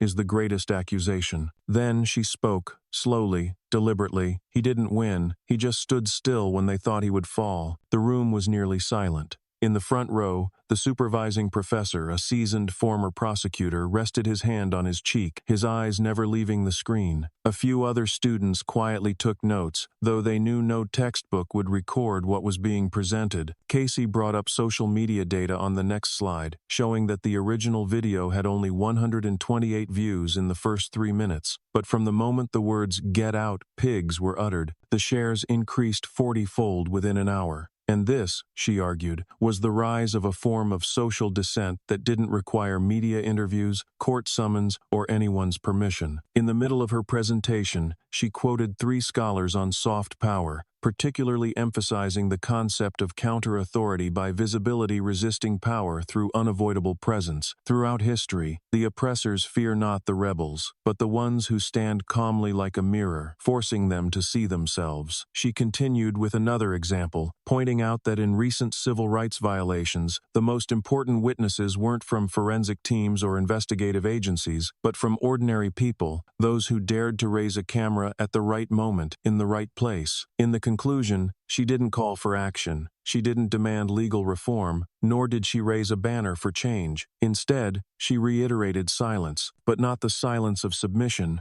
rather a structured silence, the silence of someone who knows they're creating positive consequences by refusing to play by imposed rules. And she ended with a single short line, displayed alone on the white slide. Justice does not start with forgiveness. It starts with looking directly at the consequences we've long ignored in silence. The professor sat up straight and nodded slowly. No one in the room asked for applause, but everyone understood that this defense wasn't for a graduation score, but a new chapter in how the law was taught, with living witnesses, real data, and the gaze of someone who had witnessed another person not draw a weapon, yet made society pause. And then, very softly, the professor spoke. "You've just rewritten the definition of irrefutable evidence through the way a person did not resist." Kacey lowered her head. Behind her, the slide still displayed Malik's face, the quote now serving as a summary for the entire system. "I didn't win. I just stood still when they thought I would fall." And from that stillness, an entire generation of law began to move. Under the soft yellow light of the defense room, the air seemed to thicken after the final question from the supervising professor, a man who had served as a legal advisor in many federal cases. What if there was no live stream? His voice was low and brief, but it carried the weight of a society that often turns its back on the truth. Kacey stood tall, not looking at the slide, not checking notes, her eyes fixed on those representing a system she was about to join. The answer wasn't vague, wasn't evasive, wasn't speculative. The story still happens. It's just that no one knows. That statement fell like a subpoena. Slow, but sharp. It reminded everyone that behind the headlines are countless moments that go unrecorded, with no live stream,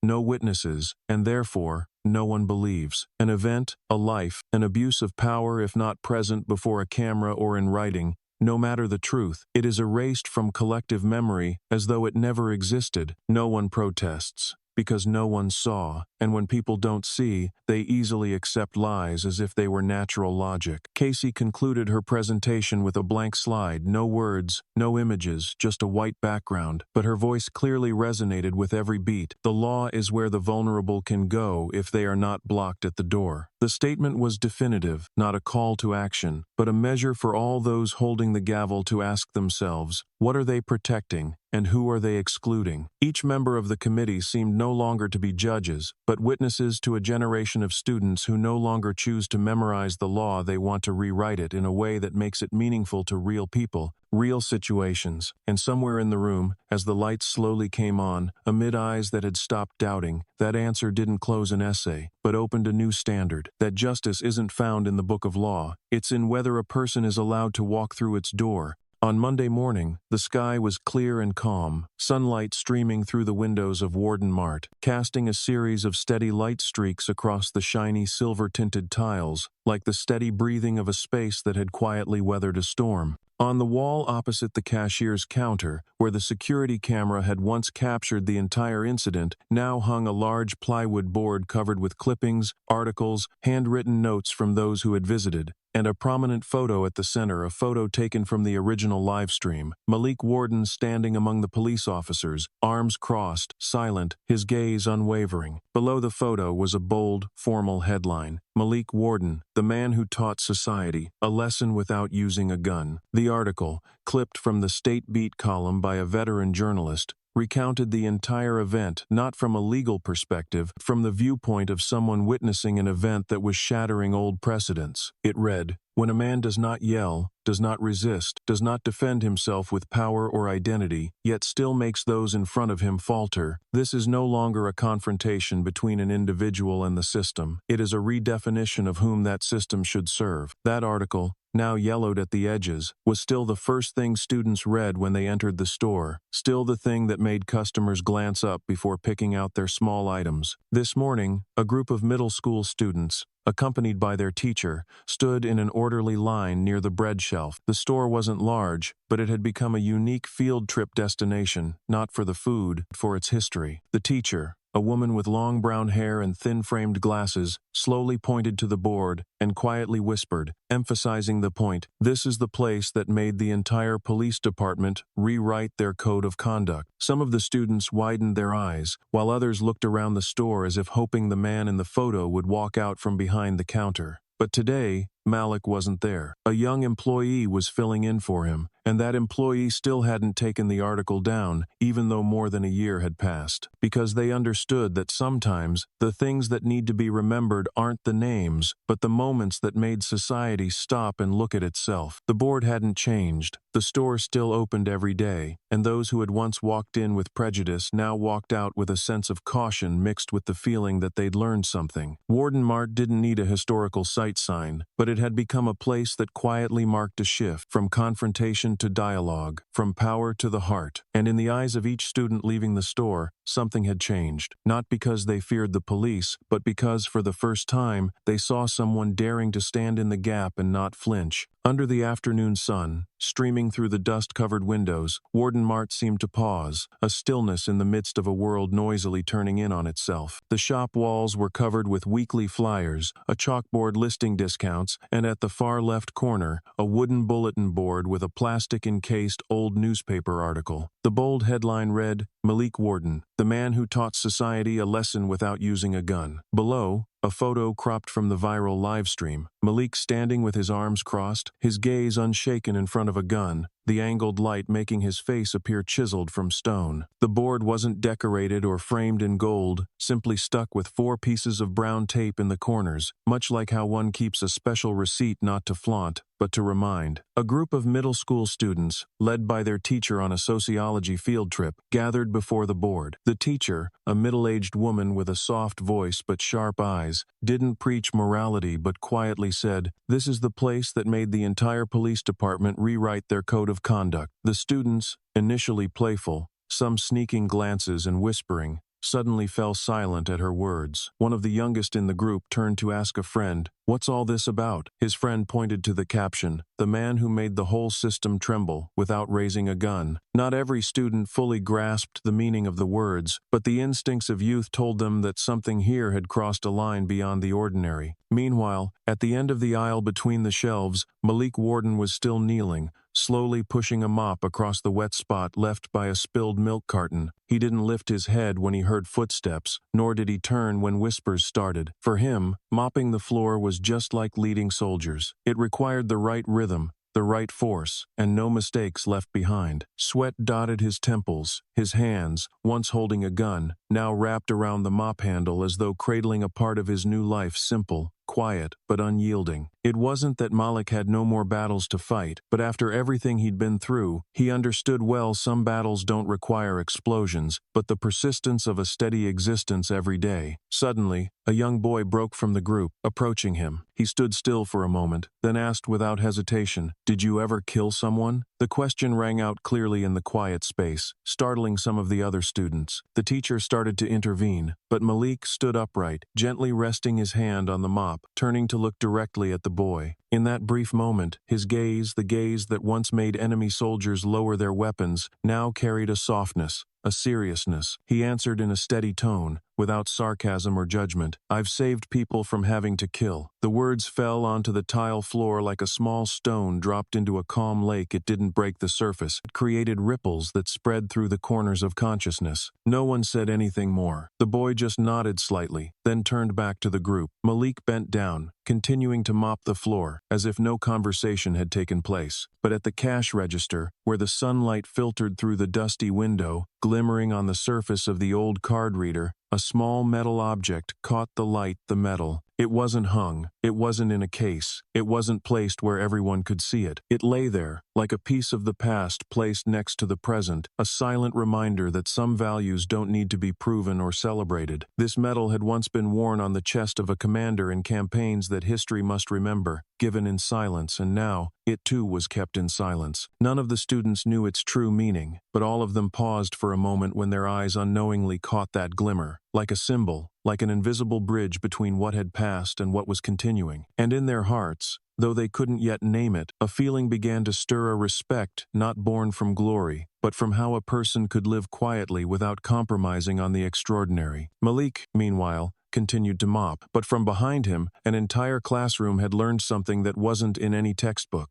In the training room of the Midtown Precinct, the white light from the overhead lamps cast a sharp glow on the black rubber flooring, making the space feel like a silent battleground. A tactical class had just finished a hand-to-hand training exercise, sweat still beading on their collars, when the instructor suddenly ordered the group to stop. No bells, no sirens, just a press on the remote, and the large screen lit up with a familiar video: Malik Warden standing calmly between three armed officers, the light dim but enough to show that the man did not flinch. His eyes locked forward, his stance not aggressive but not allowing anyone to get close. No weapon, no threats, no gestures of fear, and that fact alone left the class frozen in silence. The air, already thick with the smell of sweat, now carried an unspoken pressure, as though the man in the video was staring directly through the screen, assessing each person in the room. The instructor, a former SWAT trainer with nearly all gray hair and a voice rough from years of shouting and smoking, didn't raise his voice this time. He simply turned, hand on his hip, and spoke loudly enough for everyone to hear. "This is an example of a man without a weapon, but who makes your entire team afraid to take another step." It wasn't praise, nor exactly a warning. It was a statement, clear as truth, without embellishment. No one responded. A few younger trainees exchanged glances, some visibly uncomfortable, but no one spoke out. They all knew these words weren't idealized. They were grounded in action, consequence, and the shift in the entire department after that event. One trainee, young and muscular, a former Marine, frowned and muttered, "Why did they back down?" The instructor didn't answer right away. He let the video play a few more seconds, to the moment when Reed tightened his grip on his gun and lowered the barrel, and Brantley turned to Glenn, as if waiting for orders from someone who was no longer there. After a pause, the instructor spoke, his voice slow, "Because they saw something that their uniforms couldn't cover up: fear. And they were scared because, for the first time,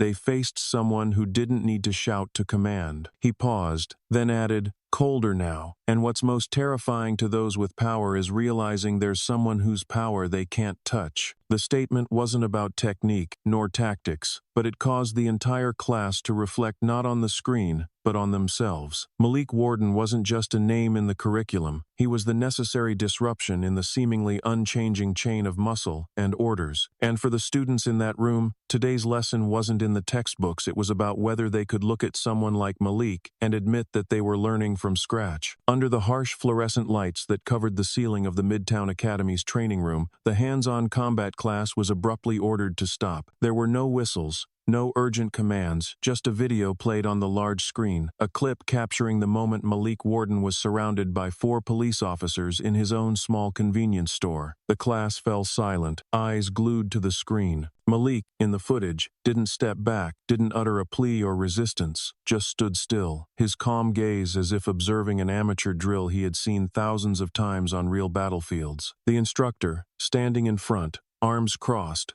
watched the class, waiting for a reaction he knew would come but not rushing to push it. As the video shifted to show Reed drawing his weapon, then pausing after seeing the Delta Task Force Kandahar unit plaque, the atmosphere in the room tightened. The instructor slowly spoke. "This is an example of a man without a weapon, but who made your entire team too afraid to take another step." A young student in the front row, still facing the screen but with his back tense as if ready to jump up from discomfort, turned to his neighbor and asked, almost to himself, if he were voiceless, what would have happened then? The question wasn't new, but when it rang out in a room full of people learning to defend justice, it carried the weight of an accusation. Everyone turned to look at him, but no one answered immediately, until a voice from the back of the room rose calm, steady, cutting through the thick air. "He is someone who understands limits and knows discipline." No one needed to know who said it. The words found their place because everyone in the room knew. Malik's silence wasn't because he was powerless, but because he understood that if he acted, someone would die. And that price was one he wouldn't allow, no matter that he himself was being pushed to the edge of his patience. The instructor didn't interrupt. He allowed each response to exist, neither dismissing nor confirming them. Then he walked to the whiteboard, took a black marker in hand, and wrote each word with a steady hand, as though writing a declaration instead of just notes for the lesson. Discipline creates authority. The words were dark and clear, not embellished, but within them was a weight that surpassed all sniper drills, all suppression textbooks. He looked across the class, his gaze seeming to pierce through the windshield outside, where life continued on, where another person might be forced into a position like Malik's, but this time, with no camera, no social media, no hashtag trending. "There's nothing more terrifying than someone with discipline treated like garbage," he said, his voice slow, but emphasizing every word, every pulse of tension tightening in the listeners' hearts. The classroom didn't respond with applause or praise, but something had shifted. In the silence, there was no longer indifference, but awareness. Some lowered their heads, some discreetly wiped their eyes, some stared directly at the board, where the words just written now stood as a milestone not of the lesson, but of professional realization. Because, if today's lesson didn't go beyond theory, if the students here didn't remember the face, the gaze, the commanding stillness of Malik Warden, then one day, they might become another Reed drawing their weapon because of what they don't understand, and ultimately destroying a profession by failing to confront someone who doesn't need to shout to assert themselves. And that, in the end, was what had once made the entire system tremble.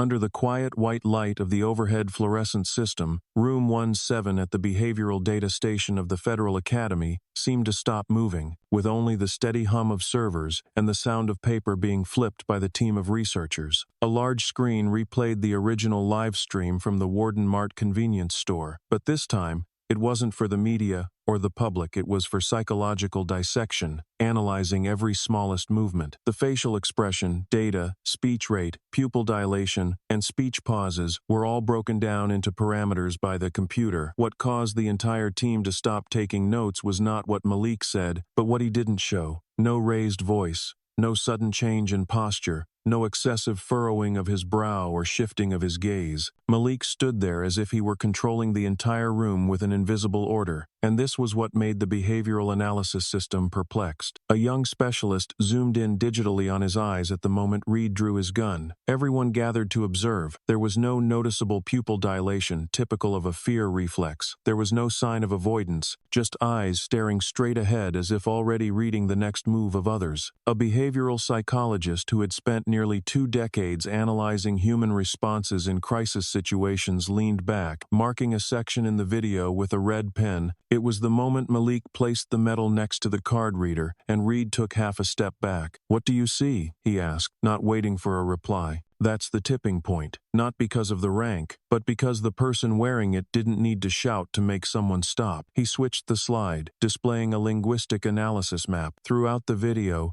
Malik doesn't use threatening or confrontational words, but the frequency of words asserting spatial ownership, stance, and boundary setting is unusually high. He pointed to the chart. We are looking at a pattern where the behavior of dominance doesn't come from attitude, but from stability. A data linguist continued. That's why people are afraid of him, not because he threatens, but because he doesn't need to. And that's the kind of power that makes structures of abuse retract. The printed report was bound and sent to the subcommittees on training and emergency response behaviors as a form of alert, but not in the usual sense. Because people realized, in a society redefining strength, the danger is not in the person carrying a weapon, but in the one who fully understands the power of not needing to use it. Malik Warden, with his unchanging gaze and unwavering tone, forced an entire system to reflect on itself, not with a blow, but with the act of standing still at the right moment, and standing still in a way that made others realize that if they took one more step, they would be in the wrong. It was an image no algorithm could fully recreate, but everyone in the room felt it clearly, as if they had just witnessed a new standard of justice's presence, requiring no explanation, no medal, and no apology from those who had never understood the value of timely silence. Under the faint light of the final analysis screen, the question posed seemed like mere curiosity, but silenced the room to the point that the sound of the fan spinning could be heard clearly. Why doesn't someone like him use his identity to punish? The facilitator, a veteran expert who had worked on behavioral response training projects at the Pentagon, did not answer immediately. He turned towards the back, where the slide displayed the phrase, "Strength is not in action, but in the limits you set for yourself, though you may break them." He then looked back at the class, his gaze resting on the new trainees who had been in the field for less than 6 months. "Because he doesn't fight the system," he said slowly. "He lets the system see itself." No one asked further, because everyone understood. If Malik Warden had chosen to punish, the system could have retaliated, distorted the facts, turned him into a symbol, and then killed that symbol through bureaucracy. But he didn't do that. He didn't use his rank to force an apology, nor his past to claim justice. Instead, he stood still at the center of the power chaos, allowing his silence to force the system to recognize how distorted it had become. It was a form of confrontation without reaction, only reflection. No evidence needed, no appeal, just one unwavering look that made an entire system rewrite its approach. A young trainee sitting at the back of the room quickly wrote down the quote. She had witnessed her father, a veteran, being questioned by the police in a public park simply for wearing old clothes and sitting silently on a bench. She never understood why he didn't get angry, didn't react, but silently watched the officer walk away with clear confusion. When she heard Malik's story, she understood. Some people have been through so many battles that they know victory doesn't come from defeating an opponent, but from making the opponent realize their own distortion. Malik didn't need to prove anything. He only needed to limit himself, though fully capable of surpassing those limits, to demonstrate something society had forgotten, that limits are not weakness, but the strength of someone strong enough to stop at the right moment. The final report from the analysis session was archived and marked strategy, internal use only. But what lingered wasn't in the documents. It was in the collective feeling of the room. They had just learned something that no textbook taught, no training course conveyed, a lesson about authority, but without pressure, about strength, but not in the form of muscle, about victory, but without raising a fist, and about how one person can rewrite order just by standing still.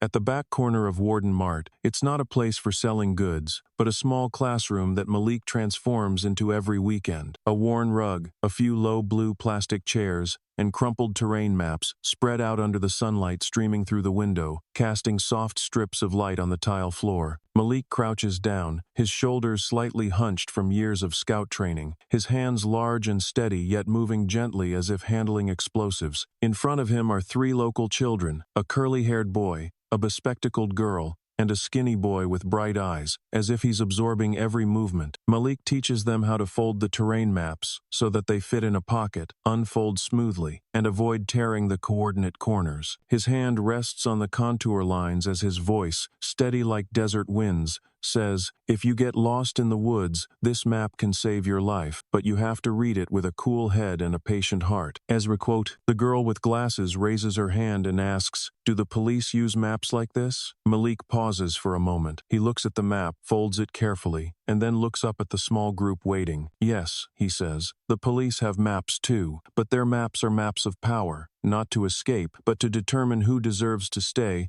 and who gets to move on. And if those maps are wrong, and they don't fold them back, they will lead others to the edge." None of the children asks further questions. but their gazes shift from curiosity to quiet contemplation. It's no longer a survival lesson. It's a lesson about how a society can get lost, not because it lacks maps, but because it refuses to recognize it's holding the wrong one. A wind chime rings lightly at the door, the late afternoon breeze sweeping through, tousling a few strands of hair across Malik's forehead. He sits still, placing his hand on the curly-haired boy's shoulder and speaking softly, "But if you learn to read the map, you'll know where the cliff is, and where the path is, even when the adults tell you otherwise." The wall behind him is adorned with a hand-drawn map of Afghanistan, its bottom corner still faintly marked with a pencil note from 2009. Malik has never hung up any medals or military photos, but the map remains, a reminder of the places he's been, where he saved lives by reading the right retreat path in the darkness. He doesn't teach kids to shoot, nor does he teach them the self-defense that the media often talks about. He teaches calmness, tactical thinking, and how to view a situation from a higher perspective without getting caught in shouting or fear. A parent stands quietly behind the shelf, watching. He's a truck driver who once had the police pull him over on the highway because he didn't match the build for the truck he was driving. At the time, he didn't react, only saying one line, "I once served under someone. If he saw this, he'd rewrite the entire report your department is holding." The person was Malik, and he wasn't wrong. Since the video went viral,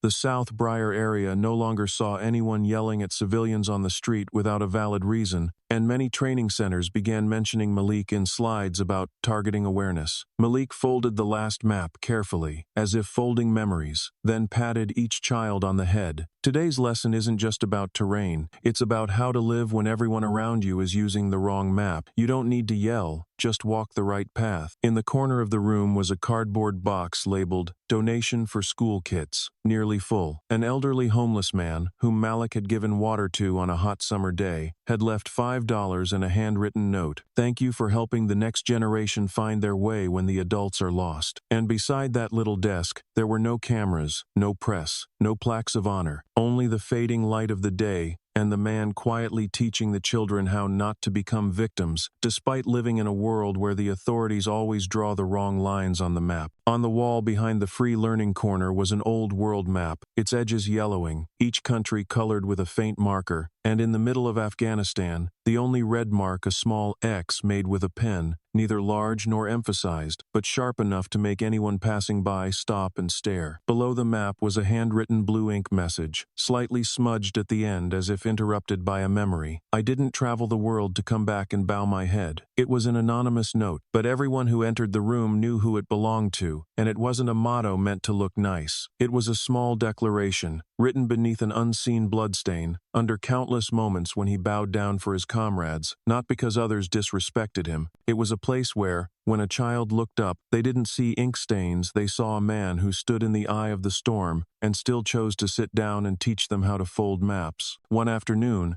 as light rain fell, droplets scattered through the window, tinting the store's light with a cold silver hue. A parent entered, holding a simple paper bag. No one noticed at first, as the children were engrossed in learning how to find north by the shadows of the sunlight. The parent waited quietly for a moment, then gently placed the paper bag on the small table next to Malik's seat, saying nothing but offering a look of gratitude. When he turned back to open the bag, inside was a small wooden-framed photo. The photo was of the parent's son, a black boy who had often been teased at school, beaten, and silent for months, not speaking to anyone standing beside Malik, both of them smiling. The boy's smile was more precious than any military achievement, the first smile after 3 years of sadness. Malik didn't ask who took the picture, nor did he attempt to respond with words. He placed the photo beneath the written words, "I don't bow my head," like a bridge between the battlefield and the classroom, between suffering and rebirth. He didn't need to know more because, for someone who had commanded between life and death, a child's smile was the greatest silent victory. Since that day, Malik hung up another map, a map of the schools around the area. Each time a new child arrived, he he would mark a small dot, as if creating a new network, where the connections were made not through war, but through hope. The children called it the Warden Map, but he never named it. He only said, each person who stands firm once becomes a landmark for someone else. No medals, no plaques of honor, just a quiet corner where those who might otherwise feel lost can redraw their own map, with the belief that this world still has room for dignity to be seen with the naked eye. And in a world where wounds are often hidden, sometimes, a single red mark in the desert of Kandahar is enough to make society stop and reflect on itself.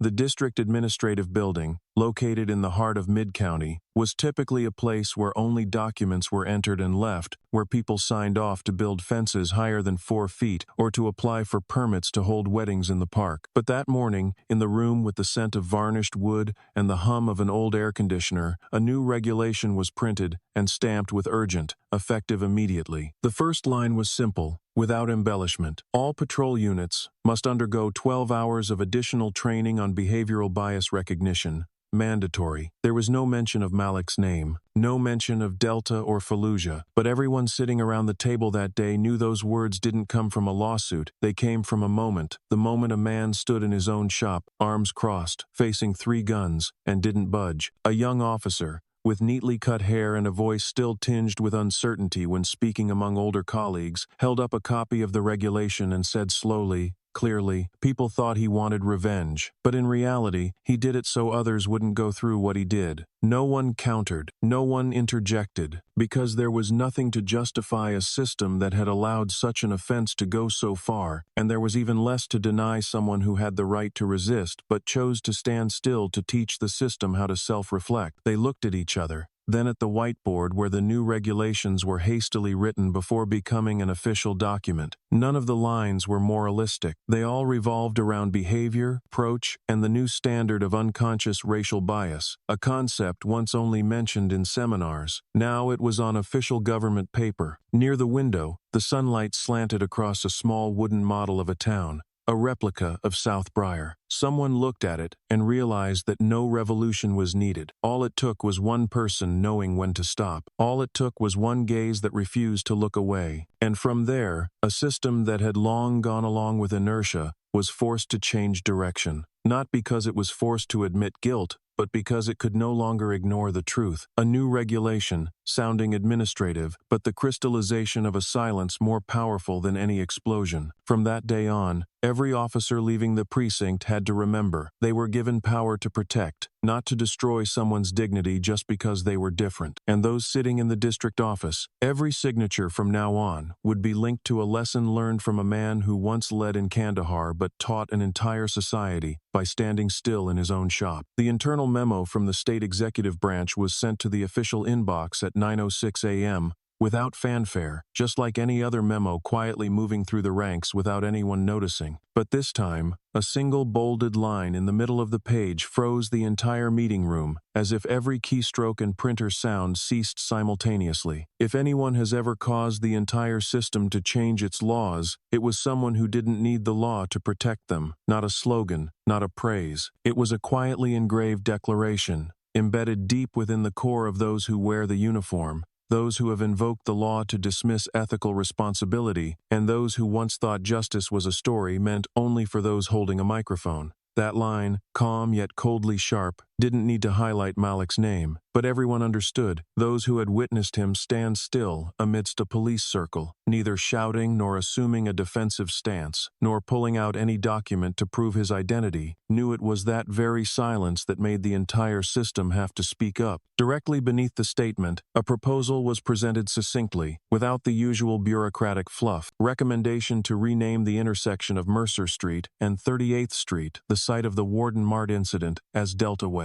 No one needed to explain why Delta. No one needed to ask who proposed it. The name wasn't meant to honor the unit Malik had once commanded, but to acknowledge an entirely different path, the path of silence, the path that didn't retaliate yet forced the entire machine to step back, a path that taught people that true power doesn't require weapons or rank, but rather self-control amidst the storm and the power of refusal to be broken. The typist in the policy room later recounted that after typing the last sentence of the proposal, she stood up to make coffee, but turned back to look at the screen. Someone, it was unclear who, had drawn a small figure in the margin with a blue pen, a simple arrow pointing downward to the ground, but the tail was darkened, making it clear that it wasn't falling. It was standing still, holding its ground, indifferent to gravity. In a draft full of rules, clauses, and enforcement objectives, that little sketch appeared as a reminder that some weights don't come from the strike, but from the choice of one person not to strike back. The following morning, when the local paper published a photo of the intersection with the caption, "The proposal to rename it to Delta Way has officially been approved, expected to take effect next quarter," a man stopped his car right at the intersection and stepped out. He was wearing a t-shirt, worn-out pants, and shoes with frayed edges. It was Malik. He didn't look at the new street sign. He looked at a boy learning to ride a bike on the opposite sidewalk. The boy wore a red helmet, wobbled a little,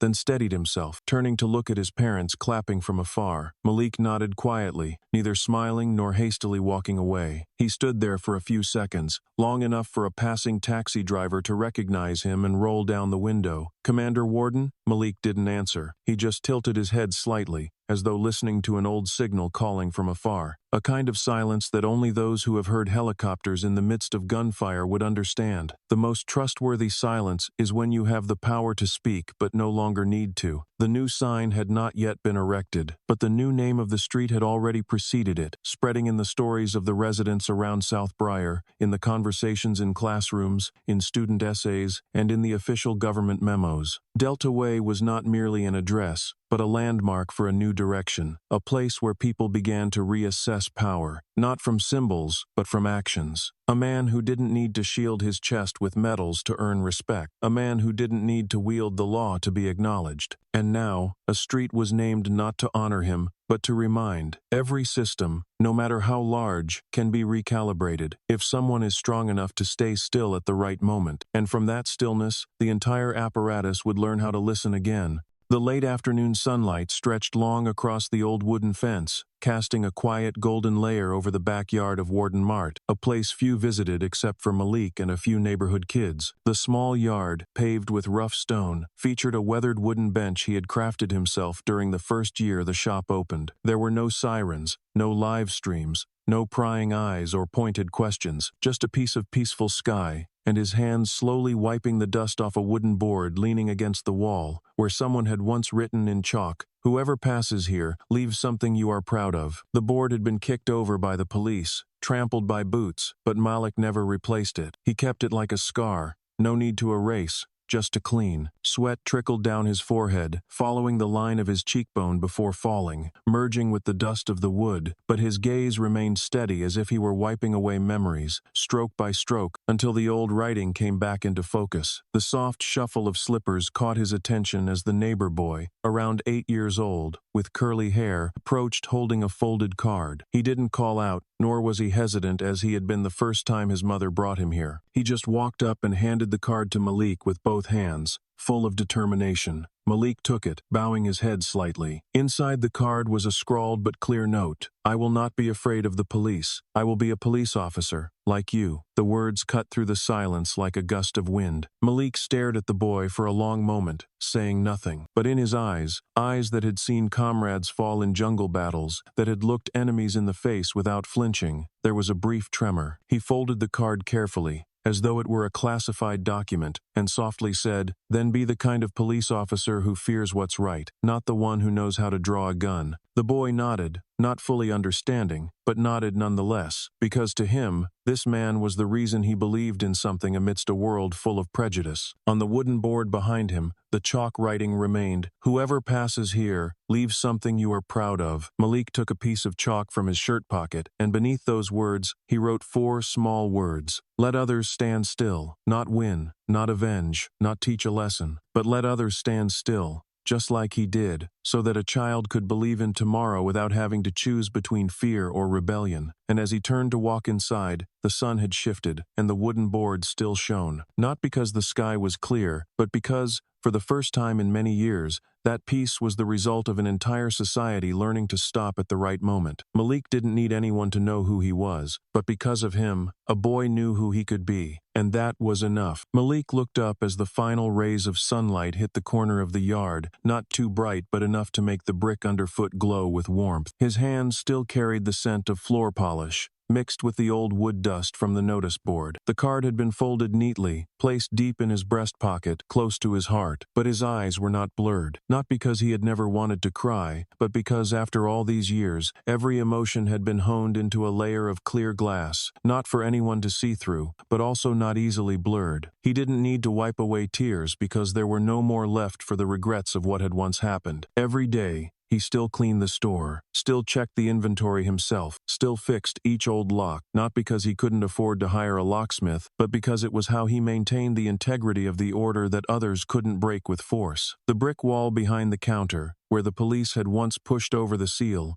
was now clean, with only a few faint marks left by time and a small, faintly carved inscription, as quiet as the person who wrote it. No one knew the author. It could have been a former student, perhaps someone who once stood behind the camera, or maybe it was Malik himself, on a night too long to sleep and too much to keep for himself. The inscription was small but clear, not adorned, not heavy with ideals. He didn't get angry. He made anger find its way out of this society. It was not praise, it was the truth. In a world where people yelled to be heard, that man made society fall silent so it could listen to itself. No one called his name every day, but his silent steps led to things others would later codify into law. He didn't strike at the system, he just made it look back. And from that backyard, on a day with no customers, when a man wiped a board and a child gave him a card, an entire society seemed to be rewritten, not with guns, not with power, but with an undeniable presence. Malik Warden didn't need to win, because from the beginning, he had never lost. It all started one seemingly ordinary morning, when a small grocery store nestled in a quiet, upscale neighborhood became the subject of scrutiny from judgmental eyes. Malik Warden, a former Delta Force commander, now the owner of Warden Mart, didn't greet them with submissiveness. He stood tall, spoke clearly, not fighting back with fists, but with the resolve of someone who had faced death countless times and still chose to live with integrity. But in a society used to controlling power, that integrity quickly became seen as a challenge. 3 police officers, Brantley, Reed, and Glenn, entered without a warrant, without a clear reason,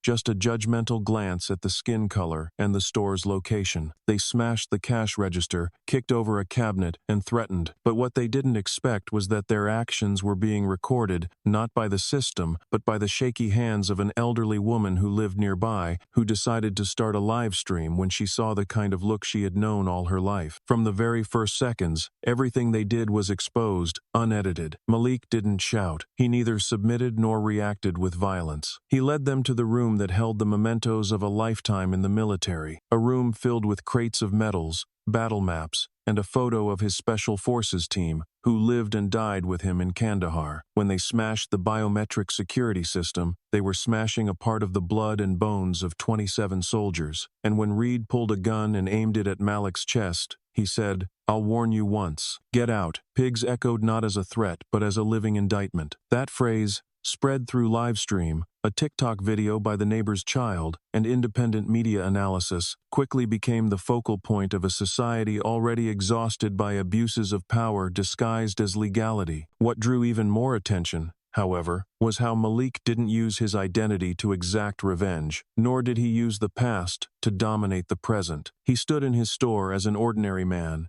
and allowed that ordinariness to push the system into confusion. A law student posted the clip, calling it a civil counterattack, while a priest described him as the man who didn't get angry, but made anger find another place to hide. During the hearing, when the officers were summoned, their reasons echoed the hollow justifications of countless other abuse cases: didn't know the identity, suspicious behavior, reaction in a tense situation. But with clear evidence and a direct confirmation from the person who live-streamed it, all their denials became meaningless. Malik didn't ask for compensation, didn't demand an apology, didn't bring a lawyer, just a military certification and a succinct statement in court. Once to be recorded, once to ensure no one else has to stand like I did, facing the barrel of the gun of those wearing the uniform I once trusted.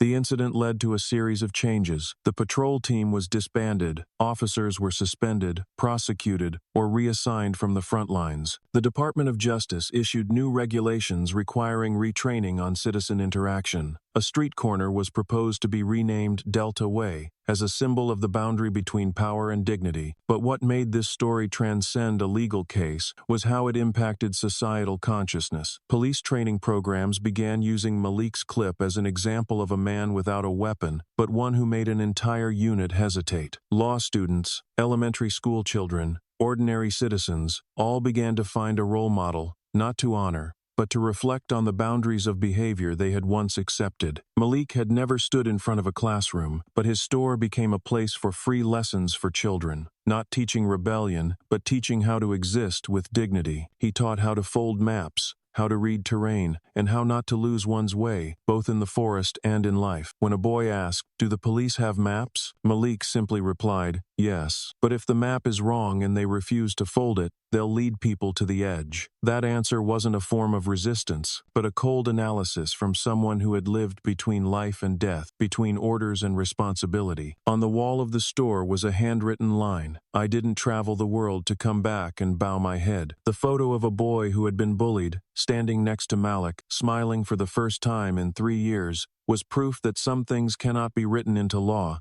but they can change how people perceive justice. Finally, when a young boy handed Malik a card that read, "I will not be afraid of the police. I will be a police officer, just like you," and Malik silently wiped the board and placed the card in his pocket, "we understand." The true hero does not come from uniform, title, or rank. A hero is someone who makes others no longer afraid, not because they offer protection, but because they force society to do what is right, from the root. The greatest lesson from Malik Warden is not in military victories or his past service. It lies in the fact that when faced with prejudice and violence, he did not respond with hatred, nor did he use the military to destroy anyone, but instead remained steadfast enough for the system to reflect on itself and collapse under the weight of the abuse it had once ignored. And if tomorrow someone asks, "How do we change this society?" the answer may be simpler than we think. Stand still, at the right moment, and ensure that kindness does not get moved away from the center of every conversation. Malik did that, and an entire society had to change, not because it was forced, but because it could no longer avoid the truth.